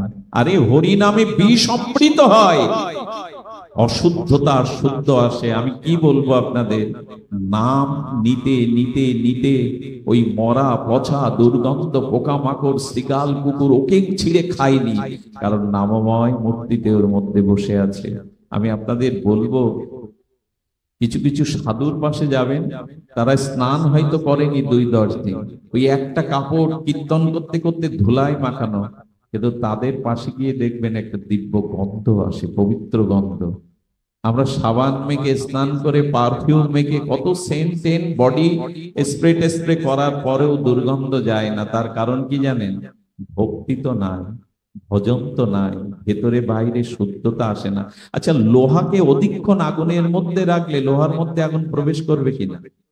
এবং যারা নিত্য নিরন্তর হরিনাম করতে থাকে শুদ্ধ হৃদয়ে, হরিনাম তার ভেতরে বাইরে এত শুদ্ধ করে দেয় যে মহাপ্রভু কীর্তন করতে করতে যে ঘামটা আসতো, ওই ঘামে এসে মৌমাছি বসতো, ভ্রমর বসতো। এক ভক্ত একদিন ওইটা জিভে দিয়ে দেখে খাঁটি টাটকা মধুর মতো মিষ্টি, ভেতরটা এতটা শুদ্ধ হয়ে যায় হরিনামে। শুধু আমরা এটা লক্ষ্য করলাম না। পরশ পাথরে ছোঁয়ালে যদি লোহা সোনা হয়ে যায়, একটা পাথরের যদি এই গুণ থাকে, তো যিনি হরিনাম পরশ পাথর হৃদয়ে সর্বদা ছোঁয়াচ্ছেন, তার হৃদয় কি হয়ে যায়? পরিশুদ্ধ হয়ে গেছে, এই জন্য গন্ধটা পাইনি। আপনি আমি তো এখানে বসতেই পারবো না। আরেকটা জিনিস বলি, যত ভজন করবেন তত দেহ মন শুদ্ধ হতে থাকবে। তাদের জ্যোতির দিকে তাকালে আসরিক মানুষেরও হৃদয়ে শুদ্ধতা কাজ করবে। এই জ্যোতিটা সাধকদের থাকে, দেখবেন যারা সাধক না তাদের দিকে তাকিয়ে দেখবে, যারা নিত্য নিরন্তর ভগবানের দিব্য নামকে, ভক্তিকে, যারা হৃদয়ে সরলতাকে হৃদয়ে, তাদের একটা আলাদা জ্যোতি থাকে। এই জ্যোতির সামনে অশুদ্ধ আসরিক ভাবাপন্ন মানুষ গিয়েও সে আসরিক শক্তি প্রকাশ করতে পারে না, কিছুটা নত হয়। এটাই তো সাধুদের, সাধকদের তেজ, যে তাদের ভজন জ্যোতিতে এটা হয়ে যায়। দেখতে পেল না, 3 দিন সেনারা না পেয়ে চলে গেল। আরে আমাদের ঋষভদেবের কথা ভাগবতে আছে। ঋষভদেব ভগবানেরই এক অবতার, তার এত সুনাম ছড়িয়ে পড়লো, তার কাছে রোগ সারাতে পুত্রহীন পুত্রের জন্য যেতে যেতে এত ভিড় লেগে গেল। ঋষভদেব বললেন, এই তালে তোমার ভজনই হবে না। উনি কি করলেন জানেন? ভজনকে সুরক্ষা করবার জন্য উনি ওখানে মলমূত্র ত্যাগ যেখানে করতেন, ওর পাশে বসে থাকতেন, যাতে এখানে কেউ ওটা না দেখে আসে। কিন্তু একদিন লক্ষ্য করা গেল, ভগবান ঋষভদেব ভজন করতে করতে এত শুদ্ধ হয়েছেন যে তার মলমূত্রের গন্ধটা 2-1 কিলোমিটারের মধ্যে শুদ্ধ গন্ধে রূপান্তরিত হয়েছে। এ হয়তো আপনাদের কাছে গল্প লাগবে, গল্প নয়। যাদের চিত্ত শুদ্ধি হয় না, যাদের শরীরটা চিন্ময় হয়ে যায় ভজন করতে করতে, তাদের মধ্যে এই বিশেষ গুণাবলীগুলো প্রকাশ হয়। নামে হয় নাকি? সিদ্ধ গৌর কিশোর দাস বাবাজি নবদ্বীপে ভিড় ঠেকাবার জন্য ইট কাঠ ঝোপঝাড় লতাপাতার মধ্যে বসে কয়েক মাস নাম করেছিলেন। ওনার দেহ রক্ষা করার পরে ওনার এক শিষ্য ওখানে নাম করতে বসে থাকে, ইট থেকে কাঠ থেকে লতা থেকে হরিবোল হরিবোল শব্দ ভেসে আসছে, ওর মধ্যে থেকেই শব্দ ভেসে আসছে। আরে আমাদের তারক সরকারের, গুরুচাঁদ হরিচাঁদের আদরের দুলাল তারক সরকার কবিগানের জন্য ঢাকাতে গেছে, আর ওনার সাথে যারা থাকে তাদের মধ্যে একদিন ময়না পাখি কিনেছে একজন। কেন জানেন? গুরুচাঁদের কাছে এটা দিয়ে আসবে বলে। ময়নাকেও হরিবল বলাবে। ময়না পাখিটা কিনে এনে তার অবশ সরলা বোনের কাছে বলেছে একটা হাড়ির মধ্যে রেখে দে, দুই ভাই বোন কালকে গিয়ে গুরুচাঁদের চরণে পাখিটা দিয়ে আসবে। এই সরল বালিকাটি বুঝতে পারেনি, হাড়ির ওপরে সরা দিয়েই ঢাকা দিয়ে দিয়েছে। পাখি আর বাঁচে? সকালে উঠে যখন দুই ভাই বোন হরিচাঁদ গুরুচাঁদের কাছে আসবেন পাখিটা দিতে, দেখলো পাখিটা মরা, হাউমাউ করে কাঁদছে। পাখিটা আনলাম, আজ তার চরণে দেব, হরিবোল বলাবে, তিনি আনন্দ পাবেন। ভাই বোন কাঁদতে কাঁদতে বললেন, তিনি তো হরি, তিনি সব পারেন, চল না তার চরণে নিয়ে যায়। ওরা খান্দিতে এসে আর যখন পাখিটাকে সামনে দিয়েছে, অন্তর্যামী ঠাকুর বুঝতে পেরেছে। অনেকক্ষণ পাখির দিকে তাকিয়ে বলছে, বল হরি বল, হরি বল। কয়েকবার বলবার সাথে সাথে মৃত পাখিটি জীবন ফিরিয়ে পেয়ে সেও তার কণ্ঠে হরিবল হরিবল বলতে বলতে মুখরিত করে দিল। এ তো গল্প নয়, এটা কোনো কাহিনী নয়। হরি নামে সঞ্জীবনী আছে, এটা পারে। এই জন্য দেহটাকে শুদ্ধ করতে গেলে, অন্তরটাকে শুদ্ধ করতে গেলে নাম চাই।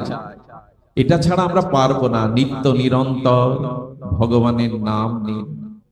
আমি মাঝে বলছিলাম এই হরিবোল শব্দটা এত কেন জানেন? আচ্ছা, হরি বলতে পারলে, আমি যদি বলি হরি, আপনিও হরি বলবেন, কিন্তু হরিবল মানে, হরিবল মানে আমি হরি বলছি আর আপনাকে নিবেদন করছি হরি বল। আপনিও বিনয় যখন বলছেন হরি বল, তখন আপনিও আমাকে বলছেন, অর্থাৎ এটা নিবেদন করাচ্ছে হরি বল। হরি বল সাধারণ শব্দ নয়। এই দেখুন এর অর্থ কি দাঁড়াচ্ছে। হরি বলে কয়টা অক্ষর বাবা? চারটে। হ র ব আর ল। হতে হরি, ইনি সেই গোলক বিহারী হরি, গৌর হরি, কৃষ্ণ হরি, সব হরি। হতে হরি, রতে রাধা, বতে বৃন্দাবন, লতে লীলা। এক হরিবলের মধ্যেই মাধুর্য লীলা প্রকটিত হয়ে গেছে, হরিবলের মধ্যে। আমাকে একজন সাধু একটা যুক্তি শিখিয়েছিলেন, বিল্লমঙ্গল, যদি তোমার স্ত্রী কখনো তোমার সাথে ঝগড়া বাঁধায়, তুমি দয়া করে স্ত্রীর সামনে একটু হাত তুলে বলবে তো হরি বল। বললাম তাতে কি হবে? দুই চারবার বলো না, ও আর তোমার সাথে ঝগড়া করবে না। আর যদি তুমি ঝগড়া করো তো স্ত্রী যদি হরি বল বলে, ঝগড়া ওইখানেই থেমে যাবে। আর যদি পিতামাতার ঝগড়া হয়, সন্তানদের শিখিয়ে দিচ্ছে, দুই চারজন গিয়ে ওখানে হরিবল হরিবল বলতে শুরু করবেন, দেখবেন আগুনে জল দেওয়ার মতো কাজ হবে। আমরা তো বলি না হরিবল। এটি লীলাময় মাধুর্যের মধ্যে, এটা নিলেই চিত্ত শুদ্ধি হয়। এক নামে সমস্ত পাপ ক্ষয়, আর কৃষ্ণ নাম লইতে প্রেমের উপচয়। বলতে হবে আমাদের, বলতে হবে আমাদের। সেই করমিতি বাই 3টে দিন ওর মধ্যে ছিল, আর আমরা কারেন্ট অফ হয়ে গেলে, আলো না থাকলে আমার আর জব থেমে যায়, একটু গরম হলে আর আমরা পারি না। আর হলে ভজনটা কখন বোঝা যায়? যেদিন কাজ থাকে না সেদিন হরিকথা ভালো লাগে, ওরকম নয়। আসলে হরিকথাকে ভালো লাগাতে হবে, ওর মধ্যেই আনন্দটাকে খুঁজে পেতে হবে। করমিতি বাই 3 দিন পরে সেনারা চলে গেলে বেরোলেন। শ্রীধাম বৃন্দাবনে ব্রহ্মকুণ্ডের ধারে বসে তার মুরলীর ধারীকে একান্তে তিনি স্মরণ করতে লাগলেন। সুধীবৃন্দ, 1 বছরের মাথায় তার পিতা খুঁজতে খুঁজতে বৃন্দাবনের অলিতে গলিতে সকল জায়গায় খুঁজতে খুঁজতে গিয়ে দেখে ব্রহ্মকুণ্ডের ধারে তারই একমাত্র কন্যা আদরের করমিতি বাই চোখ বন্ধ করে তার ইষ্টদেবের নামে রত হয়েছে। মেয়েকে গিয়ে বললেন, মা রে, মা আমি তোর বাবা। অনেকবার ডাকের পর তার চেতনা ফিরল। বলে, আমি এসেছি, চল মা, আর তোর বিবাহের ব্যবস্থা আমি করবো না, তুই ঘরে বসে বসেই ভগবানকে ডাকবি, চল। বাবার দিকে তাকিয়ে বলল, ব্রজে এলে বুঝি আর ফিরে যেতে হয়? এই তো শেষ ঠিকানা, যেখানে নিত্য রাধা মাধবের বিলাস লীলা, সেইখানেই শেষ ঠিকানা। এখান থেকে তো আর ফিরে যাওয়ার জায়গা নেই বাবা। তুমি ফিরে যাও, মনে করবে তোমার করমিতির মৃত্যু হয়েছে। এ করমিতি সে করমতি নেই বাবা। আমি সর্বস্ব আমার যুগল চরণে সঁপে দিয়ে আমি তারই হয়ে গেছি। তুমি ফিরে যাও, এখানে তুমি আমাকে আর পাবে না। এ কথা শুনে ফিরে গিয়ে রাজাও এসেছিলেন একবার। করমিতি, আমি ধাম করে দেব, মন্দির করে দেব। রাজাকে করমিতি বলেছিলেন, আপনি তো রাজমিস্ত্রি, ইটকাঠ পাথর দিয়ে মন্দির করবেন, আর বৃন্দাবনের লতা পাতার মধ্যে কুঞ্জ মন্দির রচনা হয়ে আছে যুগলে। এই মন্দিরেই তো আমি আছি, এই মন্দির ছেড়ে কোথায় যাব? রাজা দেখেছিলেন, অনুভব করেছিলেন করমিতির মধ্যে ব্রজপ্রীতি, মাধব প্রীতি। তিনি ওখানে ছোট একটা কুঠির করে দিয়ে বলেছিলেন, থাক মা, এখানে থেকেই ভজন কর। এই যে ভক্ত চরিত্র, এই যে ভগবানের প্রতি আসক্তি, এটাই আমাদের জীবনের অন্যতম শ্রেষ্ঠ চাওয়া, এটাই পাওয়া। ভক্তির মধ্যে দিয়ে আমাদের চিত্তে এমনি করে জেগে উঠুক। জীবনে অনেক কিছু চেয়েছি, অনেক কিছু পেয়েছি, কিন্তু তাতে পরিপূর্ণতা নাই। পরিপূর্ণতা একমাত্র যদি ভগবানকেই চাইতে পারি। আমি শুরু করেছিলাম, জগতে আসক্তি কারো প্রতি প্রবল রাখবেন না। যদি আসক্তি থাকে তো ভগবানকেই দিন।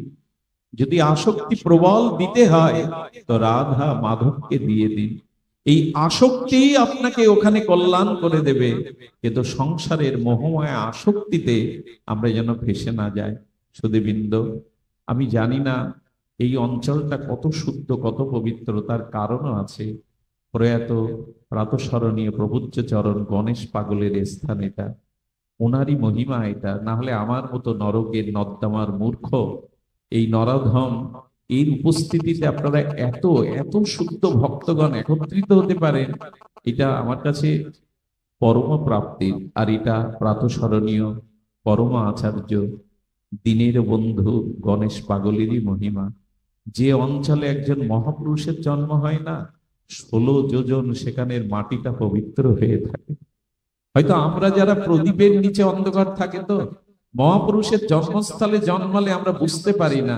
কিন্তু বৃন্দাবন দাস ঠাকুর বলেছে, যেখানে একজন ভগবানের মহাত্মার জন্ম হয়, 16 যোজন, এক এক যোজন মানে 2.5 কিলোমিটার, 16 যোজন মাটি ভক্তিস্নাত পবিত্র হয়, যদি বিশ্বাসে সেই মাটিকে ধারণ করা যায়। তো আজ আপনাদের এই অঞ্চলে এই মহাত্মাদের যে দিব্য চরিত্র, দিব্য আদর্শ আছে, এই আদর্শকে বুকে নিয়ে আসুন আমরা ভক্তির পথে এগিয়ে যাই। মোহ এবং মায়া যদি আসক্তি জাগাতে হয়, তো প্রিয় পরমের প্রতি আমার আসক্তি যাক। সবশেষে এই মন্ত্রই যেন বলতে পারি, তমেব মাতা চ পিতা তমেব, তমেব বন্ধুশ্চ সখা তমেব, তমেব বিদ্যা দ্রবিণং তমেব, তমেব সর্বং মম দেব দেব। হে প্রিয় পরম, তুমি আমার পিতা, তুমি আমার মাতা, তুমি আমার বন্ধু, তুমি আমার সখা, তুমি আমার দেব দেব। তুমি আমার মধ্যে প্রকাশ হও, আমার মধ্যে যেন তোমারই বাস হয়। এই প্রার্থনা নিবেদন করে, আপনাদের সর্বাঙ্গীন ভগবত ভক্তির প্রার্থনা করে, আবারও প্রাতঃস্মরণীয় প্রভুজ্য চরণ শ্রী গণেশ পাগল মহাত্মার চরণে হাজারো কোটি দণ্ডবাদ প্রণতি জানিয়ে আজকের মতো হরি কথা এখানেই বিশ্রাম। শ্রী গুরু প্রেমানন্দে।